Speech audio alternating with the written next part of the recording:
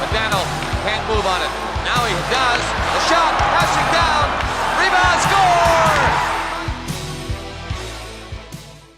Hey, welcome to the Toe and the Crease podcast, where we talk about anything and everything to do with the NHL. I'm SJ. That's a co-host there, WillyDubz. Hey, what's up, everyone? Hope it's all going well. Fine weekend for us. And for the most part, I think this is probably the most exciting time of the year for us hockey fans. Dude, it is the best sport. I'll say this. This is my hot take. It's one of the best sports weekends of the entire year, every time. Because for people that don't follow wrestling, like this week, it's WrestleMania weekend. We got the beginning of the NHL playoffs, the NBA playoffs, and baseball all at the same time. Like, it's a smorgasbord of stuff to do. Like, if you're one of those guys who, just stays at home, if you don't want to do anything on a weekend, you just want to crash on your couch, literally from like noon to like 11 p.m. Eastern Standard Time, you're entertained if you want the entire time. And it's all accessible. Like, all the playoffs are on cable, WWE's on Netflix. Like, it's a great time to be a sports or sports entertainment fan, period. I was going to say, I feel like that applies more. The sports thing applied a little bit more for you because, like, I think obviously you're bigger into wrestling than I am. I don't actually know if you're watching any baseball. That's the one I'm like iffy on. I maybe watched the Jays game or two. I watched Cal Raleigh make the Jays his bitch for parts of the weekend. Again, it's just like you can't watch everything. Like I watched the Stars game yesterday. I watched most of the Jets Blues, and then luckily because you don't have to watch WrestleMania live if you can just avoid spoilers, I just went back and watched it like later that night. But can I say the one thing that's hard to do in general, avoid spoilers for live events is like the hardest thing to do. How do you avoid them for the most part? Because I feel like anytime my phone's on me, I get a notification, and I hate it. So when I'm watching, I just put my phone. Like I'll say this, on weekends, I'm generally not on my phone unless I have it with me while I'm listening to music at the gym or like the audio's on in the car. But on weekends, I generally don't have my phone on me. So I'm okay. But yeah, you have to like put your phone away and avoid the temptation to like even remotely go on your browser. Because the minute you hit the news category, it's all there. Well, I was going to say too, I think the phone is the worst one too. Because for me, when I don't get to watch any of the games, usually I have the TSN or Sportsnet app, and usually the stupid app notifications will be like, so-and-so defeated so-and-so in, for example, the UFC will like spoil in the 6th round, TKO or like not 6th round, but like 3rd round TKO or something, you know what I mean? Whereas with the other sports, it's like blah, blah, blah defeats blah, blah, blah in overtime. And then, give like a small caption. Every time I see the notifications, it just ruins it. And it's worse too if you're any of those folks who are you're not watching like a live broadcast. If you're watching it through one of those streams and it's like behind by like 30 seconds, like you see the notification come up like 30 seconds before you see it happen. It's always the worst feeling ever. I think there's definitely advantages to be had where, technology has helped us with some things, but like the ability to avoid spoilers is just like, I remember back in the day before, the internet was as widespread and accessible as it is now. Back in the day, if you missed what happened, you had to like go on to sports. So I used to do this thing I remember back in the day where like, again, Stars games sometimes were Pacific time. So like if they played the Oilers, for example, or like Central time, like I'd have to go to bed as a kid by the time their games concluded. So if they went into overtime, I wouldn't be able to see what happened. So the next day they'd have the game, they'd show the highlights, right? And when it goes to OT, they cut to like the broadcast and exactly what happened, and like you hear the announcer's voice. But I would always have to put my hand where like the ticker was to avoid to see the scores, because I actually wanted to watch like what actually happened on the highlights. So maybe I'm different, but I don't end up going back to watch the full game. I just tune into, when I was a kid, I used to just pop the TV on in the morning, just pop the TSN, go to SportsCenter and just catch the highlights, because most of the time I don't have the time to end up like going back to watch the whole thing. So that was my thing. No, that's what I mean. Like I'd watch the highlights, but I don't want the ticker, because a TSN would always have a running ticker of what happened, like the events, right?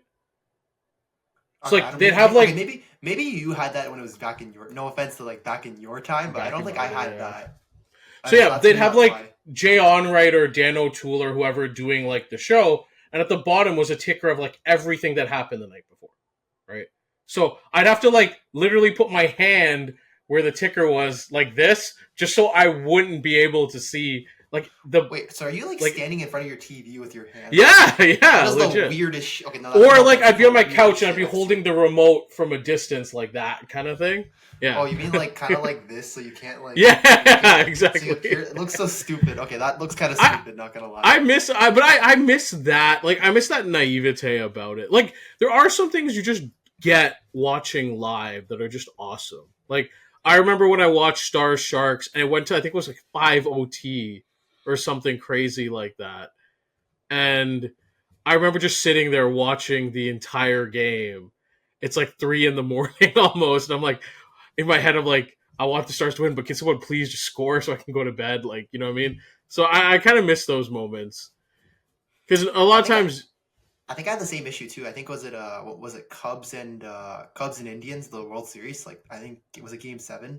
I think it was like 10th or 11th inning. I was like, I need to go to sleep. It's like was it? Because I think the game started late because of the time zones, and I think it was like 1 a.m. and I'm still in high school at this time, so I think I was maybe in like 12th grade. And I had, I think, a big paper, or not a big paper, like a big test the next day. And I was like, I probably should be sleeping because, the test is first period, but I can't, like, not watch this game because somebody's going to spoil it in the morning for me. And I just want to see it happen in real time. So, kind of feel you on that one for sure. yeah, no, like that's what, and like hopefully, like honestly, this playoff has some of those moments too because I'll be watching a fair bit of it. I think it's just gonna be hard to catch everything.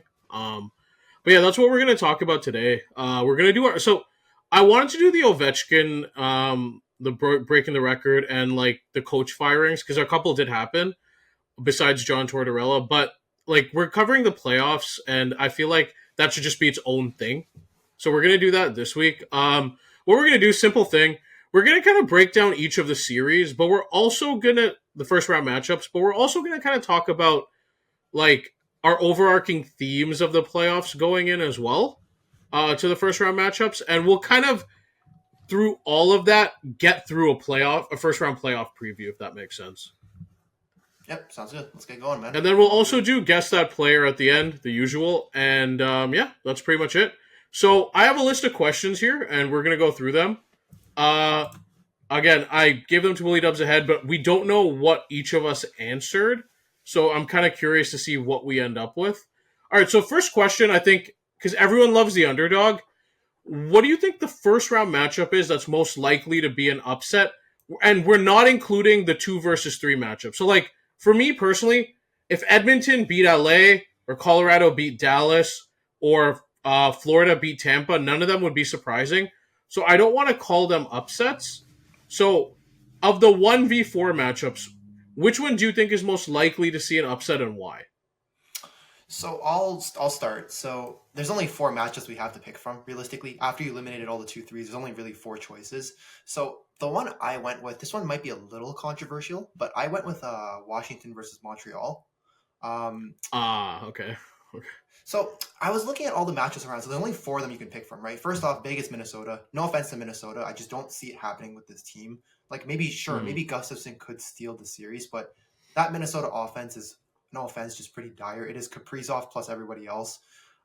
Their defense, I don't want to say it's kind of non-existent, but they don't really have that power play quarterback. A lot of their defensemen also getting a bit older too. Like they need that youth injection. Like I know they're trying to play Zeev Buyam. Like they're gonna throw him right into his playoff debut. In fact, I think it's his NHL debut, let alone playoff debut. A little risky there, I think, but I think they kind of need that because that's how bad they are. So I don't really see Vegas kind of blowing it. Plus, Vegas has won a cup, so I think they're an experienced team. Don't think they'll let anything rattle them. So I kind of ruled that one out. Toronto, Ottawa. I kind of just didn't pick that one just because, as a Leafs fan, please, for the love of God, let's not fucking lose the Battle of Ontario because that's the one thing I think the Leafs have. That would cause the edge. Like yeah. That would be the jump over the edge for Leafs fans. That's the 18-wheeler going off the cliff and me like just jumping off the roof of my house. Like I think that's that series might be the cause of that. And I think the other one is Winnipeg St. Louis. I had a look at St. Louis. I mean, I think they're a solid team under Montgomery, but the special teams is going to be a big problem. I think their power play has improved. It has gotten a bit better, but their penalty kill I think it's near the bottom of the league. And against a Winnipeg power play that's, I would assume is in the top 10, roughly around the top 10-ish. Good luck trying to stop that. And again, there's a difference between Connor Hellebuck versus Jordan Binnington. And I hate to say this, but this is not, you're not playing for your country. So all jokes aside, I'd give Binnington maybe the edge if this was like a Canada-US. But in this case, we're in the NHL, so Hellebuck over at Binnington any day of the week. So for me, it was Washington-Montreal. And the main reason for that is Washington's coming into the playoffs with a couple of questionable / key injuries potentially. So the first one is Alexei Protas. Apparently one of the best 5-on-5 forwards in the league this year. I think all his points apart from one have come at 5-on-5. Sure, he has a 20% shooting percentage, probably going to regress, but he's definitely one of their key scorers, and to lose him doesn't bode well for their depth. And the second, which is the most important one, is probably the injury to Logan Thompson. So he's missed the last 7 games, I think, of the regular season. And I think Spencer Carberry's hasn't named their starter for game 1 yet. So they're not sure if Thompson will be. He has started to skate, but they're not sure if he'll be ready in time. And there's a massive drop off between Logan Thompson and Charlie Lindgren. I think there's a massive difference there. Thompson, was in contention for the Vezina for a decent chunk of the year before. I think there was that stretch. There was a stretch where I think it was in March where he posted a 333 goals against average, 877 save percentage over 15 games. So he definitely fell off. So probably not in the Vezina conversation anymore. But again, there's a massive drop-off between him and Lindgren. And if it becomes a question of Lindgren versus Montembeault, I hate to say this, but Montreal's going to have the edge in net if it comes down to Lindgren versus Montembeault. Obviously, things change a little bit if Thompson's back, but Thompson's struggles in the last 15 games do give me some cause for concern. And I think also the one thing with underdogs is they don't have much to lose, right? So Montreal's going to just leave it all out there. They have nothing to lose, nothing to be scared of. Ivan Demidov coming in late in the season has given them a bit more of an offensive jolt. And I think Lane Hudson being there again, they have the power play quarterback there. That's kind of sorted. And their first line is ever improving too. I think Caulfield, Suzuki, for everyone who said Suzuki wasn't a number one center, you're probably going to be biting your words now. And Caulfield has finally, the guy that everyone always says is a great goal scorer but never hits 30 goals, finally hit 30 goals. And that whole first line apart from maybe Slavkovsky is clicking. So I could see things going Montreal's way. Then again, I think their goal difference is like in the negatives, like what, -15, -20. So they could also just end up being blown out. But if there's one team I picked that can maybe just pull it off, it'd probably be them. Okay, so Montreal is everything I hate in a playoff team, so I was not there. I'm sorry. Like, everything I hate in a playoff team. They're 24th in expected goals against. They're second last in high danger chances against, and they give up the most power play chances.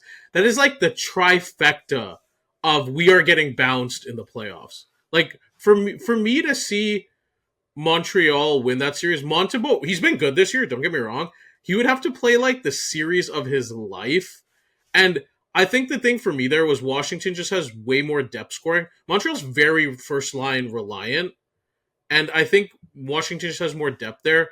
Vegas and Vegas and Winnipeg we'll touch on a bit later, but those to me didn't really feel close. I didn't like, and I told you this before in week, I talked about, I didn't like either of these, like any of these, but the closest one to me, and I get why you couldn't pick it, is Ottawa-Toronto. Like, Ottawa's this weird team where they're not great at anything, but they're not terrible at anything either. Like, they're okay in special teams, they're okay defensively, they're okay offensively. And the one thing I do like about Ottawa is they have really underrated center depth. Like, Cousins playing the way he has this year with Ottawa since he got there, like, he's been 0.76 points per game since he got there. Stützle has been great, and then Pinto has moved down to the third line. And it gives them a really good spine. Their forwards are pretty solid as well. And they get just enough offensively from Chabot and Sanderson that they could pose some problems. Not to mention, like, while Stolarz has been amazing this year, like, especially when you consider what generally Leaf goalies have felt like a roller coaster, Stolarz has been pretty steady. Ullmark's been pretty good as well. So to me, when I look at the combination of the center depth, the goaltending, and there's no real amazing strength, but no real underlying weakness, this would be the closest one for me. Because to me, with the other three teams, there's just fatal flaws that don't play well into these matchups, where Ottawa doesn't have that. And that's the difference, kind of. So if I was to pick one, it would be Ottawa. But again, I didn't really feel great about any of them. Ottawa was an interesting one too because there are like a couple of question marks. I think with Kachuk like coming in, he's coming in without like having played the like remainder of the regular season. So I'm kind of curious to see like how he like comes into a playoff environment, like because he's kind of coming in cold, more or less, right? Cold in the sense that he hasn't really gotten many games. Like he missed the last bit of the regular season, right? So he's coming in kind of cold, hasn't played many games. I wonder how quickly he adapts to the playoffs. I mean, his style probably fits the best out of most of the players, I'd say. But again, curious to hear how that goes. Cousins is an interesting one. I know he's been scoring at a points like 7-6 points per game rate, but looking at some of his other stats, I think Jay Fresh might have posted this a while back, but I think he's the same exact player as he was in Buffalo. According, like I looked at his the Jay Fresh. Yeah, no, his shoot. I think his luck has just regressed to the mean because his luck was horrible in Buffalo. Yeah, or something like that. The problem is though, he's still like about a 37%. Like I'll pull the card up if I can. I'll pull it up on screen for the viewers if they want to see it. But essentially, he's the same kind of player. So I don't know if that really helps Ottawa. I mean, it's just fine. It's just more like if I was to pick a team, they would be the one, just because there's enough there. And like I said, I don't like the other teams mentioned just have way more flaws. Like St. Louis, it's the special teams. Montreal, it's the defense and the discipline. Minnesota is just going into a matchup where you're talking about a team with depth scoring everywhere, and Minnesota just doesn't have that. Like Ottawa doesn't have something the Leafs can pick apart the way the other matchups do. So that's why, again, if I was to pick an upset, gun to my head, it would be Ottawa versus Toronto, which would, if it did happen, would be the funniest thing ever. Bro, I'm not gonna be amused if that shit happens, man. I'm just saying right now, I'm going off the cliff if that happens, bro. All right, moving on there. We'll kind of get you off the cliff there a bit. So next one, actually, I don't know. This might put you back on the cliff. Who is under the most pressure to win? Okay, I'll be honest. My answer is pretty straightforward. It's the Toronto Maple Leafs. I think there's especially more pressure this year too, because I think this might be the last year the core four like sticks together. So for those who don't know, Marner's a UFA like at the end of this year essentially. So, and I hate to say this, but out of all the core four players, he's been the one who's performed the best in the playoffs for the Leafs, which doesn't say much when he's still below a point per game in the playoffs. But for the Leafs, this has to be the year, right? You finally got first in your division. You dodged Tampa and Florida at least for one round. You actually have good goaltending going into the playoffs because if I had to look at all the goaltending we've had to deal with in the past few years, last year was a combination of Ilya Samsonov disaster class plus Wool coming in, and then Wool got hurt before Game 7, so that was kind of a disaster. I think some of the other years it was Campbell who kind of struggled a bit in the Tampa series. Anderson's had his struggles in the playoffs with the Leafs as well, although apparently it's just the Leafs. He apparently plays well for other teams in the playoffs. I don't know why. And I think this year the Leafs have actually bolstered their D-core and actually given themselves a chance. So Tanev was a really good acquisition, although I'm a little bit curious to see how that cap hit holds late into his or closer to his 40s. We'll see that happens. I think Carlo's a good, solid like second pair defensive defenseman. He's regressed a little bit, I will say. If you watched him in Boston this year, you did see some negative regression, but I have to think part of that has to do with Boston as a whole regressing, and I'm sure that putting him in a better infrastructure might help him to a certain extent. So, I mean, I think Tanev and Carlo there definitely add to it. There are issues with, I think, the Leafs, I guess, the offensive capabilities from their defensive core. So, Riley hasn't been the same player this year. And he had quite frankly, he hasn't been the same player the last 2 years. So, I think the last 2 years you've seen Riley kind of regress. I don't expect Ekman Larson to carry much of a load offensively. I think he's a good puck-moving defenseman, but his days of kind of quarterbacking power play one and being that kind of defenseman, I think those days are long behind him. But I mean, if you're the Leafs, last year of the core four together, look, they either show up or they don't. That's what it really comes down to. it's also funny because this is the easiest path they've okay, no, the Montreal, like the COVID year Montreal was, but like Well, they in blew terms of the that last one, couple yeah. in terms of the last couple of years, it's like this might be the best path and the most complete team they've had, right? Like we've talked about the lack of, especially when Muzzin was out, the lack of like a real defensive defenseman, and now they have two. They have Tanev and they have Carlo, and Tanev, especially when healthy, plays at a really high level in that end. The goaltending has been great this year for them. You can't really complain there. Like the only issues during the regular season was Matthews being healthy, but I mean he seems to be fine for the playoffs, so can't really complain there. And you avoid the Tampa, Florida round one, and they're going to kill each other round one. If you watch those series, that is like Thunderdome. It is smash mouth as all heck in there, and it is again they're both very physical teams, so you get to play the team after that.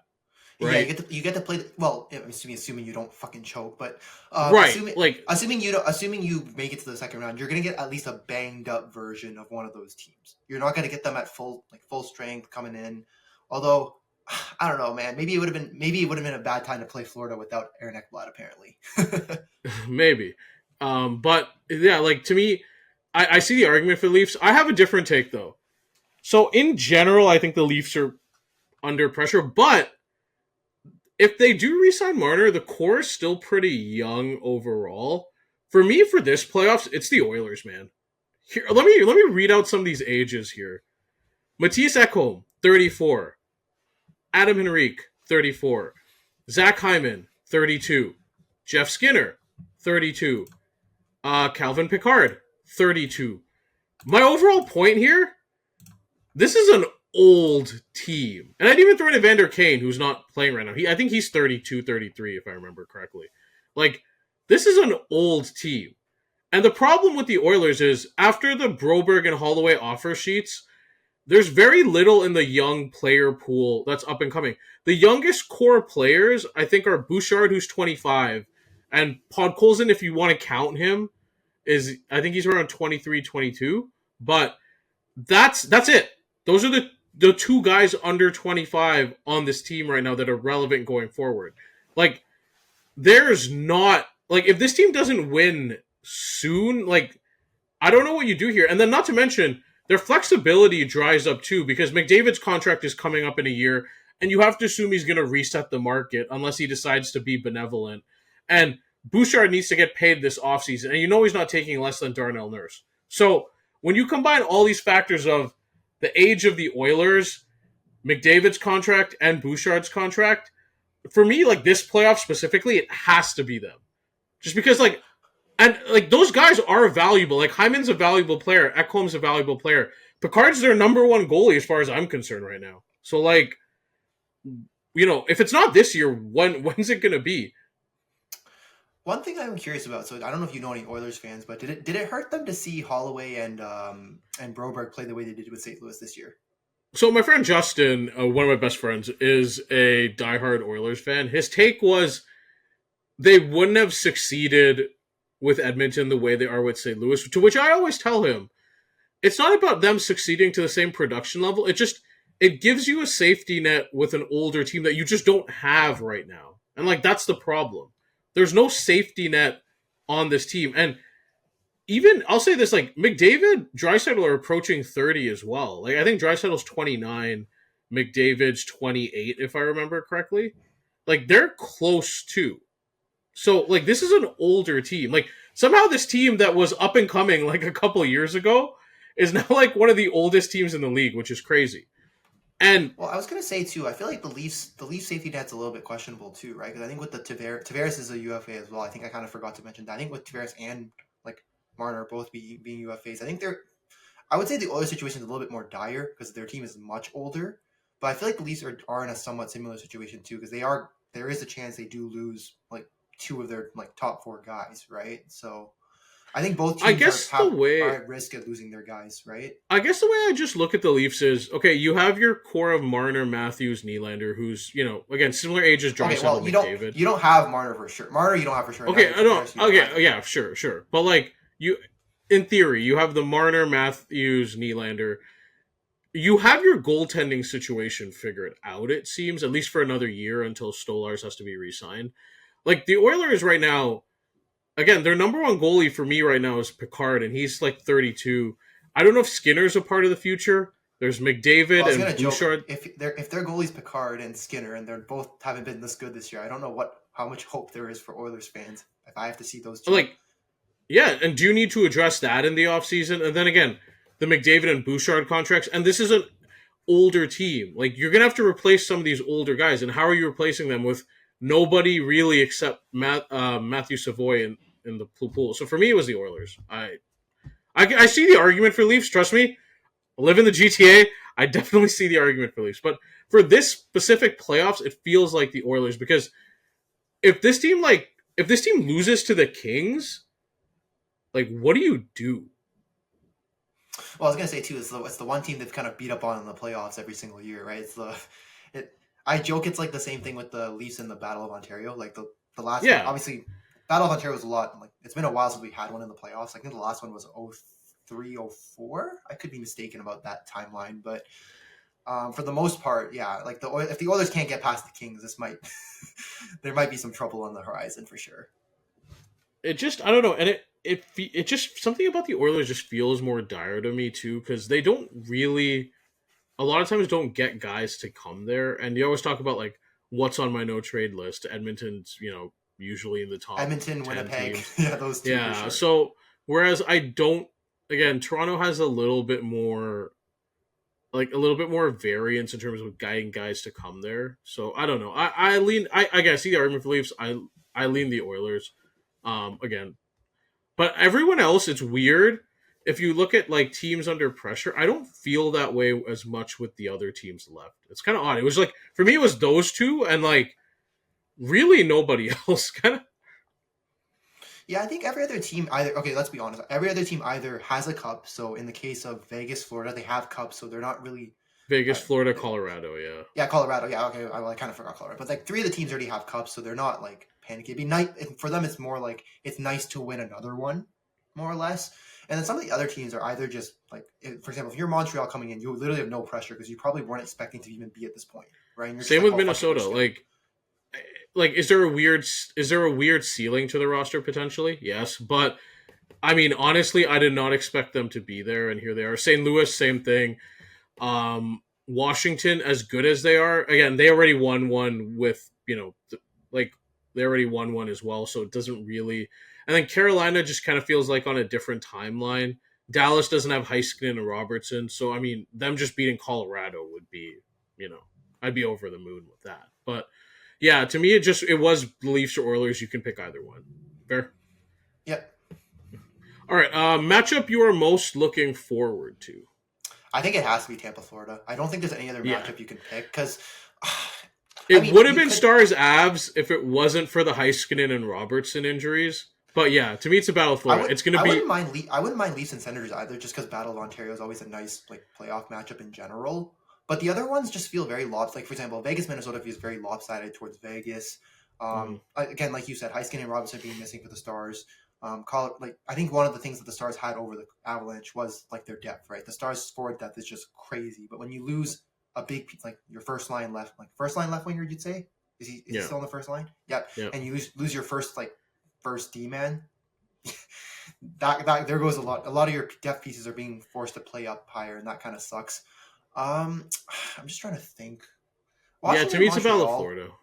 Washington, Montreal, really. Don't really see anything there. It's a Battle of Florida.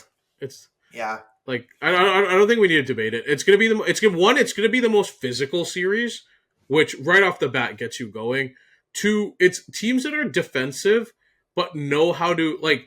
If you ever watch Florida and the way they counterattack sometimes, and you ever watch Tampa and like how Kucherov passes in the zone, there's so many little like if you're any type of fan, if you're just a casual fan who wants a fun physical series, that's your series.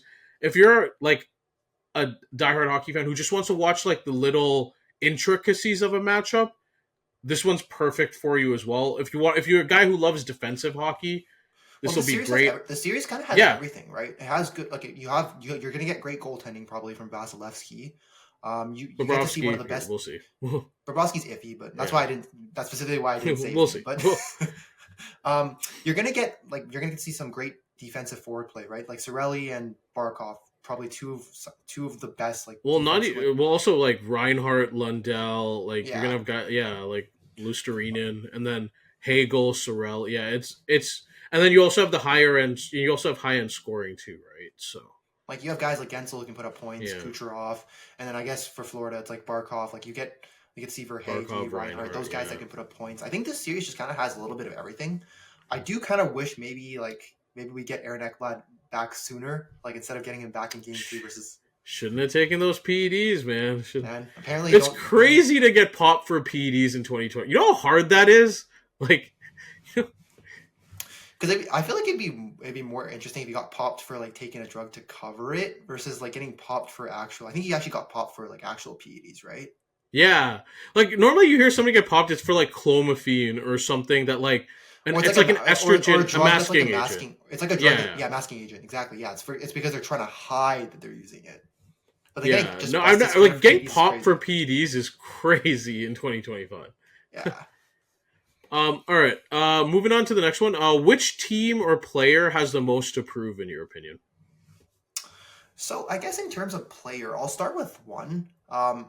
For Winnipeg to actually like to go far, okay, I had the same one. You're going to need Connor Hellebuck to step up. Yeah. So I hate to say this, but his goal save above expected in the playoffs is 4.1 for his whole career, which for a guy like Connor Hellebuck, that's not the level you expect from him. Like you expect a lot more. I don't know if you've watched any of his games in the playoffs, but I don't know if this is just him or if this is just the playoff time thing. But I've noticed in the playoffs he plays a lot deeper in his net, and I think typically he does that so that he can move side to side, like cross crease and cover those plays a lot easier.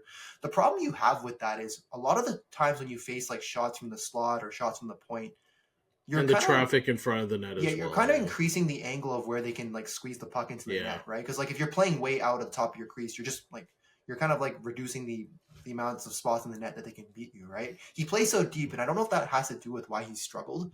But the last two playoffs like runs, his goal save above expected has been minus 2.9.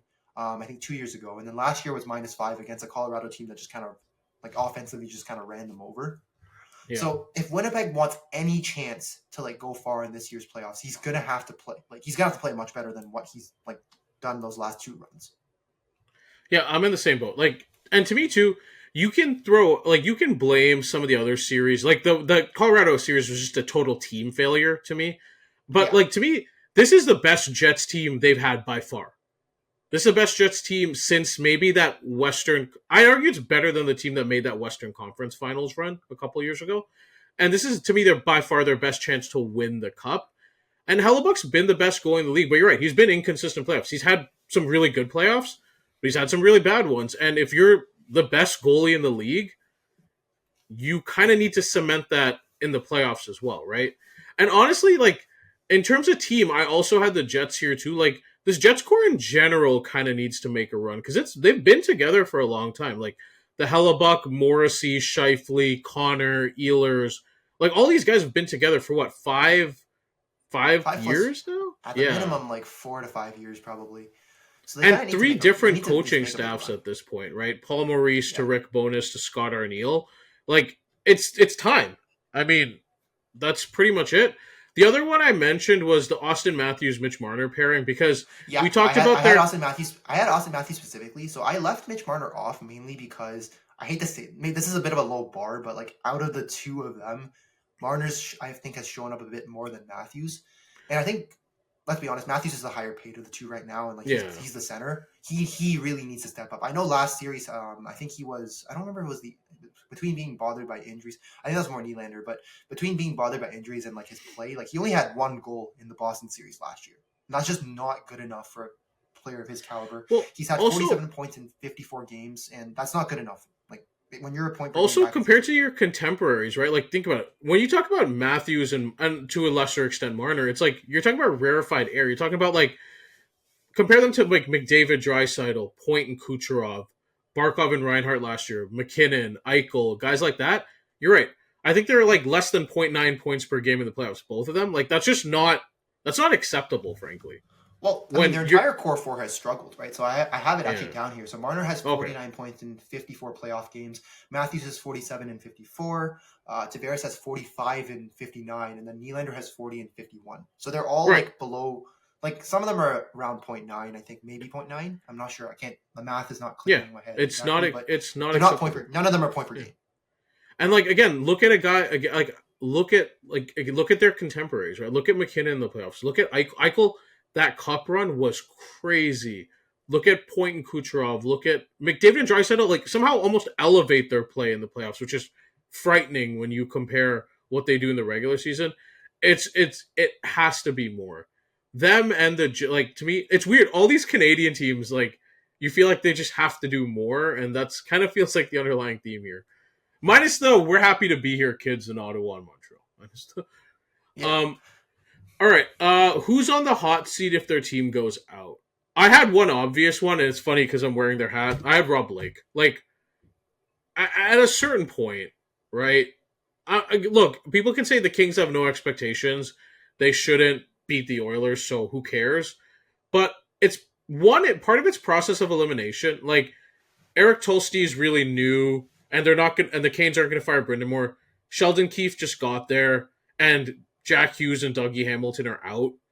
I mean, Brian McClellan's done a great job in Washington, and then you look at like the Ottawa, the Montreal again. Just happy to be there. Uh, why would Tampa and Florida fire their guys? And same with some of the other teams. Like Well, for me, especially with Tampa, Florida, right? You're losing to one of the other, like the other like team, right? So like they're not gonna fight. Oh, you lost to Tampa, you're getting fired. Or, like, you yeah, lost to Colorado, Florida, Dallas, like, same no. thing. Bill Guerin, like the Wild should just be happy they're here.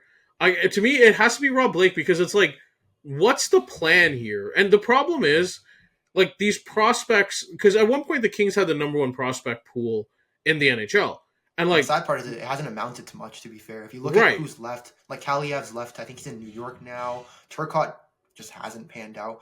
Byfield's made progress, but his progress has been really slow, and it sucks more because you watch how Stützle's been in Ottawa, and you kind of Yeah. obviously there's some regrets like maybe we should have taken Stützle or like Byfield, right? The more dynamic talent. I'm trying to think what some of their other Brant guys. Clark, they're just not even trying to. Well, they're just not play. giving Brant Clark a chance. Yeah, So I and don't know if that's Cal really, like, Peterson which washed was- out, Yeah. right? So Yeah. like, it's and at a certain point, it's can you just keep doing this thing where you do good in the regular season, or you do okay, and you just keep getting clobbered by Edmonton? It just can't keep being. The definition of insanity is doing the same thing over and over again, expecting a different result. If this happens again, and this is the most vulnerable the Oilers have been coming into the playoffs. No Matthias Ekholm, really questionable goaltending situation, and McDavid and Draisaitl have been somewhat banged up at different points during the year. This is the most vulnerable the Oilers coming in. If you can't beat them, like, what's the plan for this team going forward? Are you just going to be okay with it? So to me, if I was to pick someone, it would be Rob Blake. Second one would be Brendan Shanahan, just because I do think if they lose to Ottawa, that's the straw that breaks the camel's back potentially in Toronto. But those would be the Shannon plan kind of goes there. So I had one other name. So my other name that I had here was Stan Bowman. So he's already on the hot seat. Given he just got okay. My only argument is he just got there this year. So he already was kind of already on the hot seat because of everything that happened in Chicago before. The problem is he didn't really do much to kind of bolster this Oilers roster. Like you knew their goaltending struggles were there at the deadline, but they didn't make a single move to address that. Like you saw how bad Skinner and Picard were playing, and if Picard is kind of your number one at this point. I'm not gonna lie, the Kings might actually have a shot of just like, especially now that you're down Ekholm, the Kings might just have a shot of kicking you guys out of the playoffs. And like if you now lose to the team that at least the one team that you always beat in the playoffs, that kind of feels like it. Plus, they only made one really big move, and that was to get Jake Wallman, which I mean it was a bit of a hefty price to pay, but I think given the lack of defensemen available, they kind of had to do it. But it just felt like the overall lack of moves, already being on the hot seat, and like this Oilers team, like I think like you mentioned. They aren't getting any younger. And there's some big extensions kind of looming on the horizon. There just isn't. If they lose this year, like going out in the first round or going out in the second round, after making it to like the Cup Finals like the year before, I don't know, man. He might not have much of a tenure left at this rate. I know he just got there, but there's going to be a nice hot seat for him. I wouldn't even have hired him personally. Yeah. But I get your point. But for me, it's just, again, he's only been there a year, and I don't think they pulled the trigger. Because if you go through all that trouble of hiring him, especially after everything that happened in Chicago, I don't see them doing it that quickly. So that's why, because for me with Blake and Shanahan, it's just like Blake's been there for how many years, right? Shanahan's been there even before Blake has, I think, right? So basically, Like, you're saying that given the circumstances, like just obviously given the circumstances they went out to just to bring Bowman on board, you don't think they'll throw him away super easily. And yeah. Whereas like it Blake, seemed like if anyone hired Joel Quenneville again, it's like they're not going to fire him after a year. You already took the PR hit. Like that was probably one of the most unpopular GM hirings I can remember recently. Honestly, I think that's one of the most unpopular ones of all time. Yeah. Let alone unless some team hires Mike Milbury again. I can't God. imagine. I can't imagine one that didn't go over. Or like Mike, or I guess Mike Keenan to an extent even. Because like Edmonton Oiler fandom is as like diehard Homer as can be, and even they were like, "Why the fuck did we hire this guy?" What? Yeah, honestly, I questioned it from like the moment I saw it. I was like, what's going on here, guys? All right, moving on to the next one here. Who do you feel needs to get the monkey off their back? For me, it's Connor McDavid. Right? Okay, interesting. I had Matthews here as well because I think it's just like there's a high time for him to fucking figure shit out. Like you're a first line center. For people that don't know, monkey off the back means like who needs to win the cup? Like who needs to get the monkey off their back and win the cup? To me, it's kind of like the Ovechkin thing in a way, where Ovechkin finally got and. Okay, here's the thing. To me, as good as Matthews is, McDavid's on another level. Can we agree on that? Is that fair? Yeah, I mean, yeah, it's like that's kind of okay. No, I just know there was a debate like a couple seasons ago. That was a real thing. Okay, well, that was one shitty ass debate. To me, it's like you think of all the elite players in the league, minus Matthews, they have one, right? Ovechkin. Think about all the players that have come through too. Ovechkin, Crosby, Kane, McKinnon, Kucherov, like. All these guys that can be considered contemporaries, minus Matthews, like they all have one at least, right? Some have multiple. Even some of the players in the past, like a Stamkos, like Hall of Fame guys, usually have one. That's at least. That's like the going thing. Like, who's the best player to never win the cup? Joe Thornton? I think so. There's probably a few other names on, like maybe a few other names. Like modern era would be Joe Thornton, right?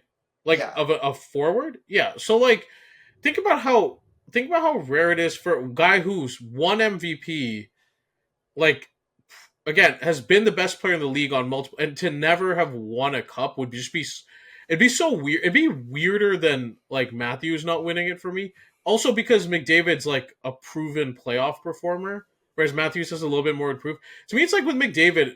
And I think the way I was thinking about it is like in terms of monkey off the back is like like show up, like it's fine. It's high time that he because I think the one thing with Matthews he's never shown up in the playoffs. I think maybe there's one series there's two series I think he arguably showed up for. The one where they lost to Tampa in 7 games, and then the one where they actually beat Tampa in 6 games, and then he promptly disappeared the next series. So, but I think it's like in terms of getting the monkey off his back, he needs to like show up and prove that he's one of the best players. Well, like one of the best players in the league. He's definitely not the best, but he's one of the best, right? So he needs. For me, like monkey off the back is like who needs to win the cup for again, whether it's for legacy purposes. For me, it has to be McDavid because again, we mentioned the Oilers' age and the potential roster inflexibility coming up, and it's like it's just so weird for a guy who we've said is the best player in the league to have not won a cup. Like. Think about how weird it would be if McDavid never won a cup. Like, just think about it for a second. I feel like you just never hear the end of it, right? It'd be one of those like. No, but like, think of all the eras of players. Like the best. Like anytime we had a best player in the league, right? They've always had a Stanley Cup. Like Steve Yzerman, I was going to argue Joe Sakic. Maybe just towards the end of his career, he just goes to a team and just like kind of does what Ray Bourque did, like right, and just goes to the Avalanche and just eventually wins one. Like I feel like there's ways you can do that. Obviously, it'd be nice for him to win in his prime, like when he's at his peak and at his very best. Yeah, but there is like always the chance a number one center though is just so weird. Like think about all the number one centers, even in the '90s, right? Like guys that won cups, Sakic, Yzerman, Modano, and I'd argue like McDavid's been better than all of them, right? Like, if you're talking about like trajectory and whatnot, but like Yzerman, Modano, and like think about going back, like Messier, obviously Gretzky, right? Like all these guys who have just like when you're the best player in the league, an MVP level guy, like generally you win Stanley Cups. right? And if you look at all the guys who have won MVPs recently that haven't won cups, it's like off the top of my head, it's Joe Thornton, it's McDavid, it's Draisaitl on the same team, and Matthews, right? Yeah, I think it's right now. I think right now, if you want to have to pick between the two guys to get the monkey off the back, I think it probably would be McDavid or Matthews. Right? I think those are the biggest two. I'm trying to think of anybody else, but like, I guess maybe. Those are the two where like if they won a cup, like, and I'm not a cup means everything guy, but like when you're talking about rarefied air, like best player in the league, best player on the planet, those things do matter. And so, yeah, I think it's McDavid or Matthews. I'd lean more McDavid because to me, it'd be weird if, like, we're here at 30, 31, 32, and we're asking if McDavid will still win one. I think it depends on how you look at it, right? It's like if you're talking about who needs to win a cup first, it's probably McDavid. If you're talking about who needs to actually show up and and prove themselves, it's probably Matthews, right? I think if you're looking at it in two different ways, that's really what it boils down to. I'm trying to think if there's any other positions, maybe in terms of defensemen or goalies, that this could also apply to. Like maybe if you could maybe say like Hellebuck, if you're talking about goalies, like in terms of like get the. I feel like goalies like a Stanley Cup. I don't say it's weird though because Hellebuck's there's been really elite goalies that haven't won a Stanley Cup though, right? Like Henrik Lundqvist, Roberto Luongo. There's been goalies that haven't won one, so it's less of a like goalies. Just it feels like it's less. Well, I was just going to argue too. Like I feel like if you're talking, depends on what you're talking about. If you talk about cups, like I guess you could maybe throw Hellebuck there. But if you're talking about playoff performance, like there's been a few playoff runs at least where he's played really well. It's just I think it's the last two that's kind of like soured people's opinion on him in terms of when it comes to Hellebuck in the playoffs, right? I think that's what's kind of happened with him. I just think like in terms of whose legacy would change the most by winning the cup, like it would be McDavid, Matthews. Yeah. All right. Who's the biggest X factor? So I had two. So one's Anthony Stolarz. Like to me, finally, like every year we complain about the Leafs goaltending. Either it's not healthy, it's a roller coaster in the case of Campbell and Samsonov. We make all these excuses and complaints for it. This year, there's no complaint, right? And this might be, honestly, having a steady and consistent goaltending in net for the Leafs might be one of the biggest differences that propels them to a deep run in the playoffs. And I think Stolarz, honestly, if the Leafs make a deep run, Stolarz is going to be a big part of that. And I think he's going to have a big say in how these Eastern Conference playoffs shake out. Because if he gets hot, and for him, honestly, like he's been really good most of the year. If he gets hot, I could totally see the Leafs going to the Cup final, like no question. So I had two names as well, so I'll go with my first. So I went with more the unsung hero angle. So the first one I had was actually Alex Iafallo for the Winnipeg Jets. Okay, that is out of left field. So this is a bit of an interesting one. So one of the things that the Jets are kind of lacking right now is someone to play in that first line winger spot because Velarde went down and they've kind of been trying to figure that out.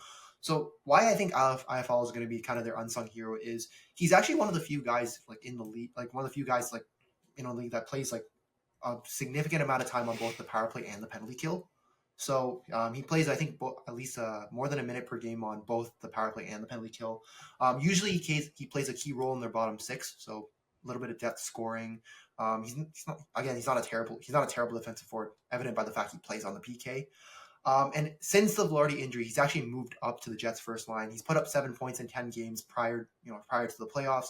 So I think he might be one of their X factors. Like if he can at least fill in some of the production that Velarde put up, like it'll help make up for some of Winnipeg's lack of forward depth because they once Velarde went down, you kind of notice Perfetti's been solid, but not spectacular on the second line. Nemastenkonov's been okay, and then I think Ehlers also getting hurt around the same time too.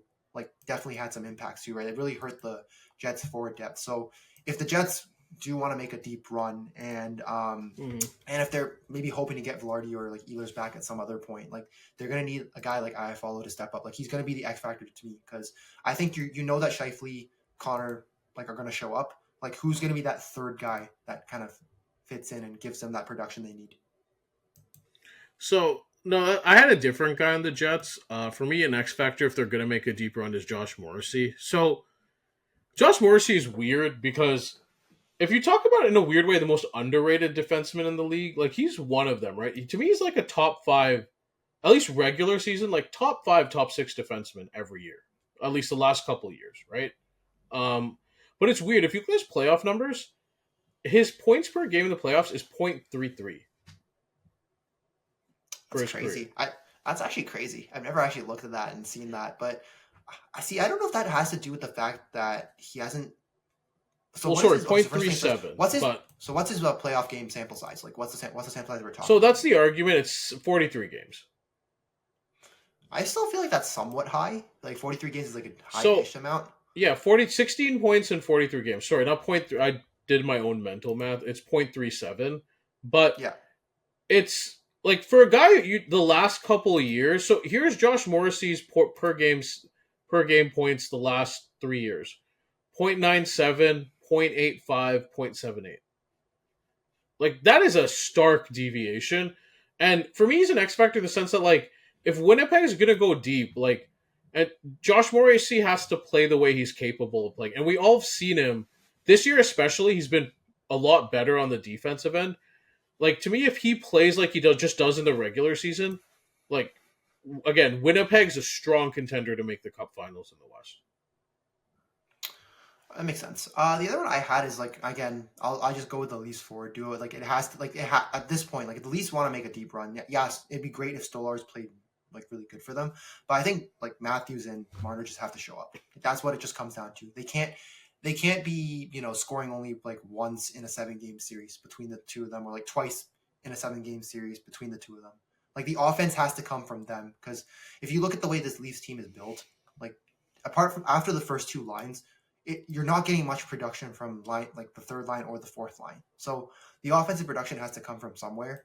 And sure, like Stolarz, he can, if he like shuts out teams and if he like plays really well, sure, that's great. But it's still going to be a 0-0 game if you don't get production out of anybody else. So it's going to have to be like one of those two at least has to step up. Ideally, both as a Leafs fan. Well, also the way you have to measure guys now, unfortunately, because of a cap, is what are you providing relative to your value? And like Stolarz giving you quality goaltending at $2.3 million, if I remember correctly, is like just what he's doing is just way over surplus value. But who's getting paid your big bucks at the end of it? Yeah, right? Like they're the two highest paid. Well, actually, like I guess like in Marner's case, he's the third technically because Nylander, like Tavares making 11, and I think Nylander's new extension now dwarfs that. But yeah, like your first and fourth like highest paid like players, right? No, yeah. All right. So my last question was our Stanley Cup Finals prediction, but let's do the first round matchups first, and then we'll do the prediction, I think. So which first round matchup do you want to start with? Do you want to start with like the East, or do you want to start with the West? Let's go West first. Okay, so the first one I guess we got to talk about is St. Louis, Winnipeg. So here's my thing with this matchup is Winnipeg has really good experience and a good track record playing against teams that enter the zone with speed or play with speed. If you watch the way they play Colorado and play Dallas, where Colorado, again, when you watch the McKinnon line, when you watch the Hintz line with the Stars, the way they break the zone with speed, that's what St. Louis does. St. Louis just does it a different way where they're kind of a bit more crisscross. Like, they'll try to confuse you. But Winnipeg has a really good track record of playing teams that way. And the low-key thing is, Winnipeg's also been really stingy this year when it comes to giving up chances. Like, Winnipeg's 4th in expected goals against, and their 8th in high danger chances against. And that's backed with Connor Hellebuck, who's going to win the Vezina this year. And also, not to mention, St. Louis is pretty stingy as well. But overall with Winnipeg, it's like, St. Louis's major advantages are their speed and their speed through multiple lines and their physicality, but Winnipeg plays that well and they don't give up a lot of chances. And even if you do get chances, there's Connor Hellebuck there. It's going to be really tough. However, the one weakness Winnipeg does have, if I were to look at something, is their penalty kill is ranked 13th, and a team with an elite power play can expose them potentially. The problem is the Blues don't have an elite power play, though. That's where we're going to get down to that point. The Blues, I think, have the 16th ranked power play in the league. So it's basically a league average power play, and I guess like if you're gonna look at Winnipeg's penalty kill, it's probably like what almost a league average penalty kill, like a slightly above league average penalty kill. So I Yeah, think they like can get away with that and they'll be fine. what the series feels like it's going to come down to special teams because both teams will have to take advantage of their chances because both teams are stingy when it comes to giving up chances. Like St. Louis under Montgomery's really improved that aspect, but here's the difference. Winnipeg has the number 1 power play and the 13th ranked penalty kill. St. Louis has the 16th ranked power play and the 27th ranked penalty kill. And you can't have that against Winnipeg. Like a team that's going to beat Winnipeg has to have an elite power play. And I don't think St. Louis is it.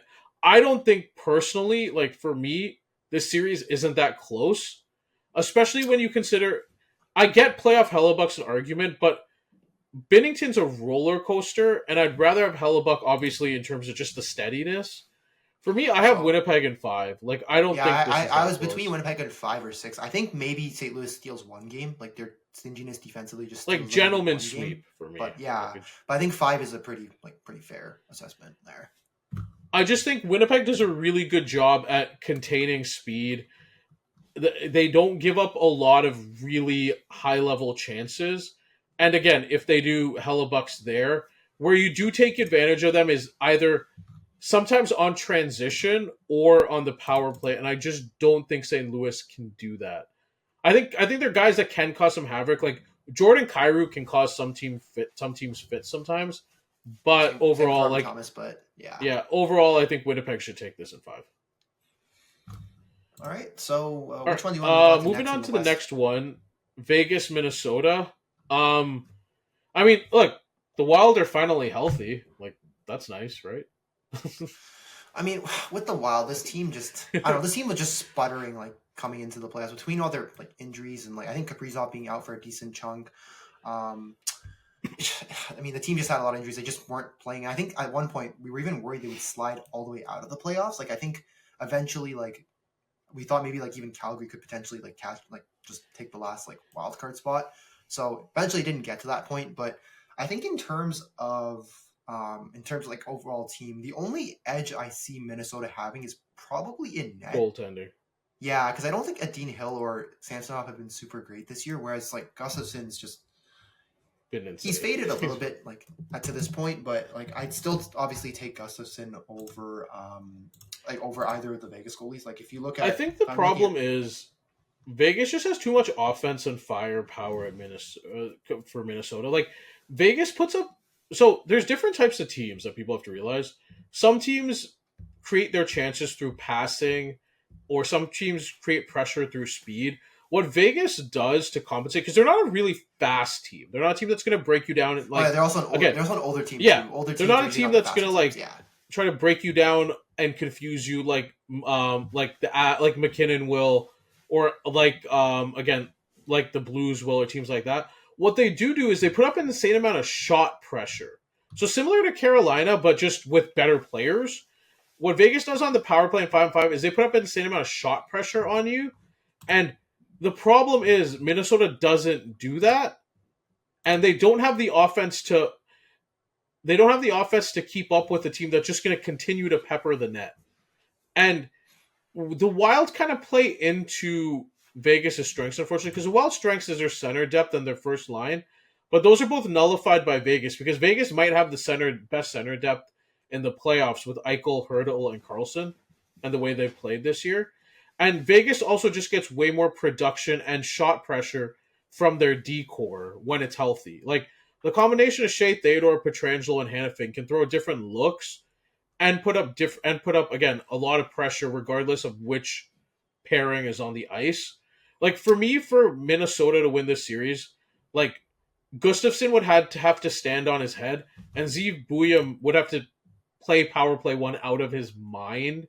And I just don't, on the likelihood scale, I'm just not betting on that. The special teams just feel really like outmatched too, because like if you look at 100%. it, like, Minnesota has the 30th ranked PK, and Vegas has the 2nd ranked power play.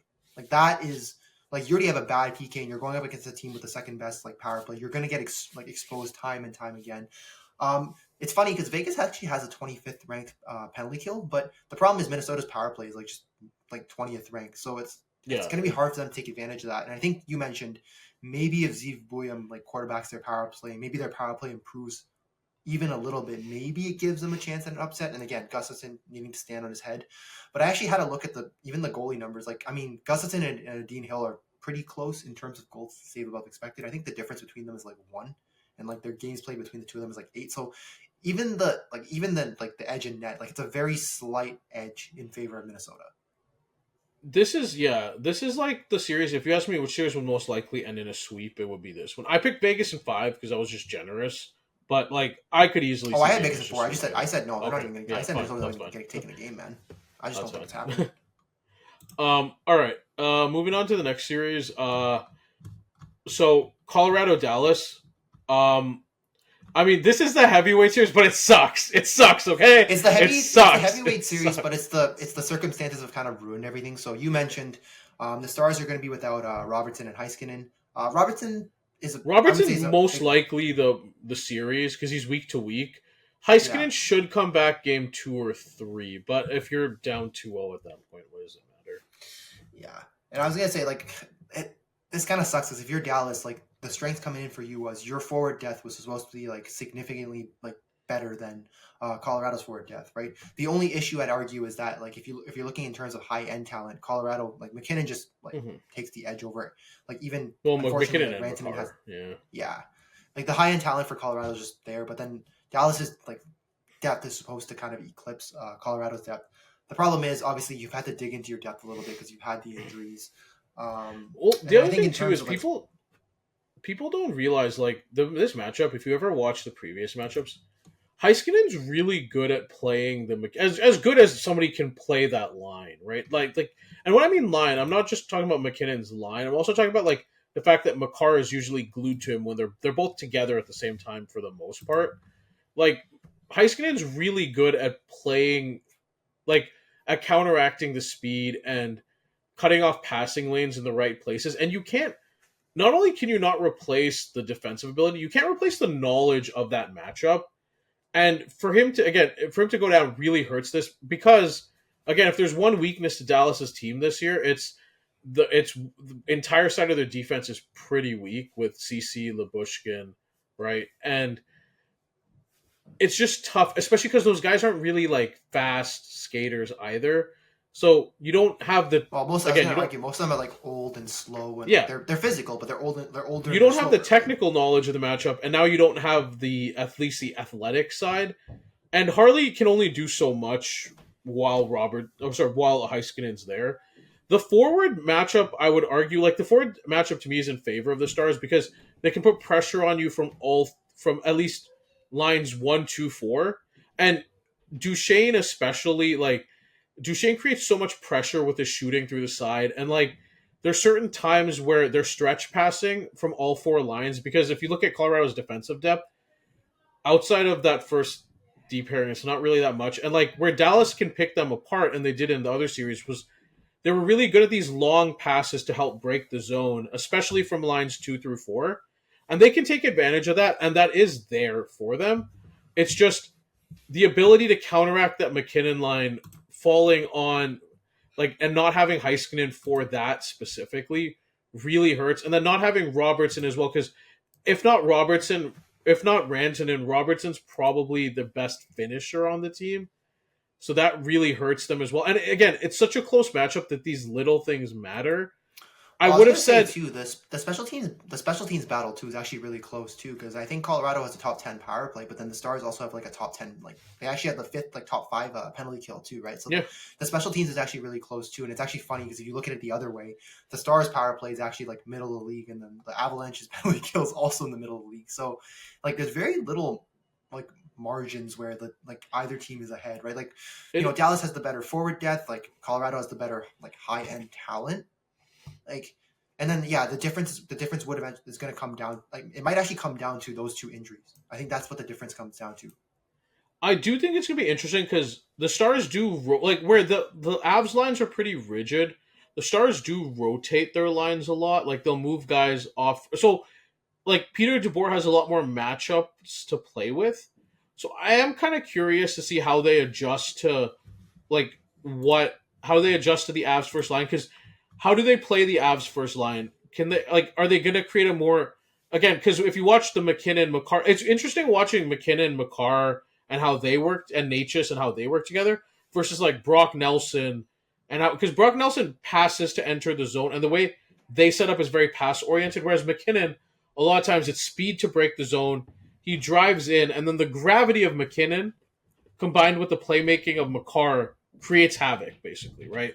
Yeah, because it kind of sucks. It kind of sucks everybody in towards them, and then creates space for the other players. Essentially, what happens. So it's kind of interesting. It'd be kind of interesting to see how like DeBoer shakes it up. Like I assume Hintz, because Hintz is one of the faster stars. I assume they'll probably keep Hintz on the first line, but I'm curious to see how they move the wingers around. Because the only thing is I don't know if Rantanen's like I'd be curious to see if they keep Rantanen on the first line just because I don't know if his speed like having if especially with, although maybe with Robertson, because with Robertson and Rantanen both there, it's like two slow guys with one fast guy. It's a little bit tricky in the Colorado matchup. But maybe if with Robertson out, maybe they move some more faster guys there and kind of move them down. I am kind of curious to see what happens. Also with Seguin coming back, I'm kind of curious to see what shape he's in. But yeah, overall, I have the Avs in 6. There's too many question marks with Dallas that I just don't have with Colorado right now. Like the biggest question mark with Colorado is, will Blackwood play well in the playoffs? And that's really about it. Like I think the team that exposes Colorado is one that's very disciplined defensively and has depth. And right now, without Heiskanen and without Robertson, I can't. There's no depth on the D, right? On the defensive end, exactly. Yeah, I actually had Colorado in 7. I do think that like obviously with Heiskanen coming back at some point, and like I'm not sure Robinson's kind of the interesting one. Not sure if he's going to be back at all for the series, but I feel like if Heiskanen coming back will definitely change like things in the series. And if Robinson even does find a way to come back for like games like at least like 5 or 6 potentially, then like I do foresee this series going to 7 because I do think that with the healthy team, like Dallas can definitely push Colorado. Yeah. The problem is I think Colorado's elite talent is just going to come through in the end. Like it will, because let's be honest, McKinnon and Makar, like I think they've always performed in the playoffs. Like I don't think I've ever seen them not perform. Yeah, where again the Colorado's weakness will come against a team that has defensive depth and can punish that second through fourth line. That's where the difference will come in. All right, last one, Edmonton, LA. Like, it's tough because here's the thing: the 4th year in a row. Everything says LA, but McDavid, Draisaitl, like, and the history. How do you argue against it? Do you get what I mean? Like, that's a tough part of this matchup. I wouldn't say everything favors LA because like But like, if you're talking about like what the regular season numbers are and the way they play. The way they played like recently, it's like LA has the better goaltending, especially with Ekholm out. The defense is better. LA has more depth, but it doesn't matter because of McDavid. And like at the end of the day, it's like I was gonna say the forward depth for LA doesn't matter because they do have trouble. Like they do have troubles like scoring on the power play. They don't score as many goals, right? They just don't. They're just not a very offensive oriented team. Like they're more of a defensive team for sure. But the problem is with guys like Draisaitl and McDavid. It doesn't matter how good you are defensively. Sometimes the problem with this matchup for LA is to beat Edmonton. The team that beats Edmonton is a certain type of team, and LA's not that. Like LA plays a certain type of game where they have to get on you early because if you're up 2 goals, they're not going to come back on you. They're just not. They don't generate enough chances. You mentioned the special teams, the power play is just not good enough. They don't have enough speed they don't have enough speed on the roster because that's where you can get Edmonton in trouble too. On transition, like you can break them down. If you watch Makar or Hughes versus Edmonton, like the way they create chaos, the way they enter the zone. LA doesn't have that. They have some clinical finishers, yes. They have some good defensive players, yes. Like Kopitar and Danault are 2 of the best defensive centers in the league, right? Kempe's a great finisher. They have decent depth through the lines, but the problem is LA has to play a certain style. They have to keep it at that like 0-0, 1-1. They have to keep within range. And as much as everything, again, like you talk about the way Edmonton's played, they're coming in banged up, no Ekholm, questionable goaltending.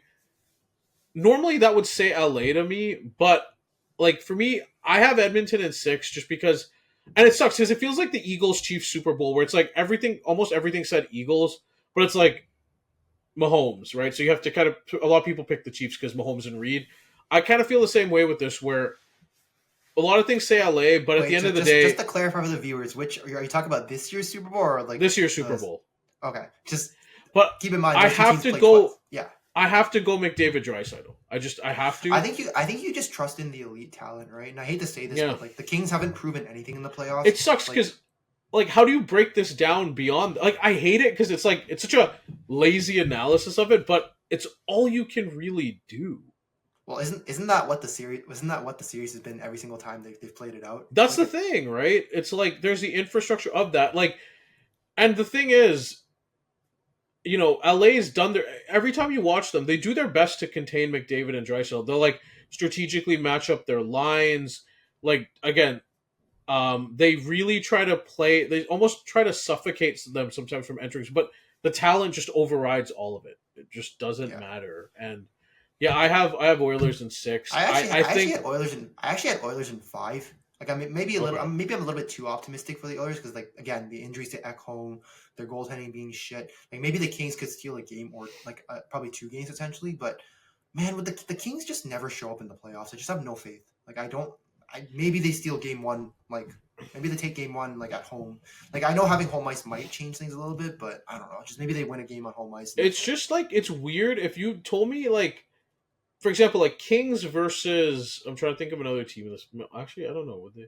Kings versus, it's weird. Wild.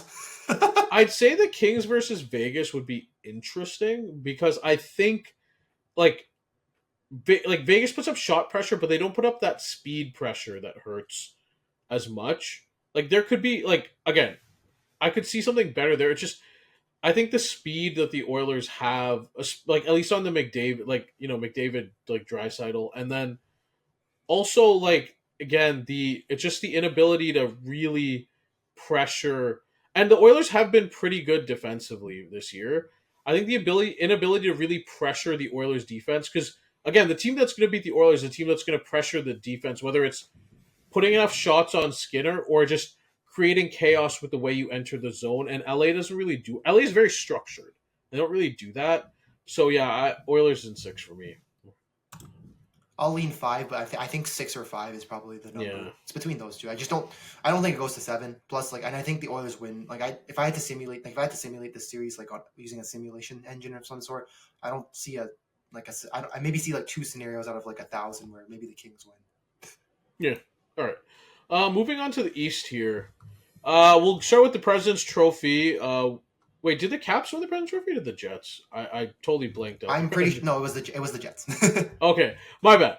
So the first place in the East, you know, one of the most surprising finishes I would say of this year, the Washington Capitals versus the Montreal Canadiens. I kind of touched on this.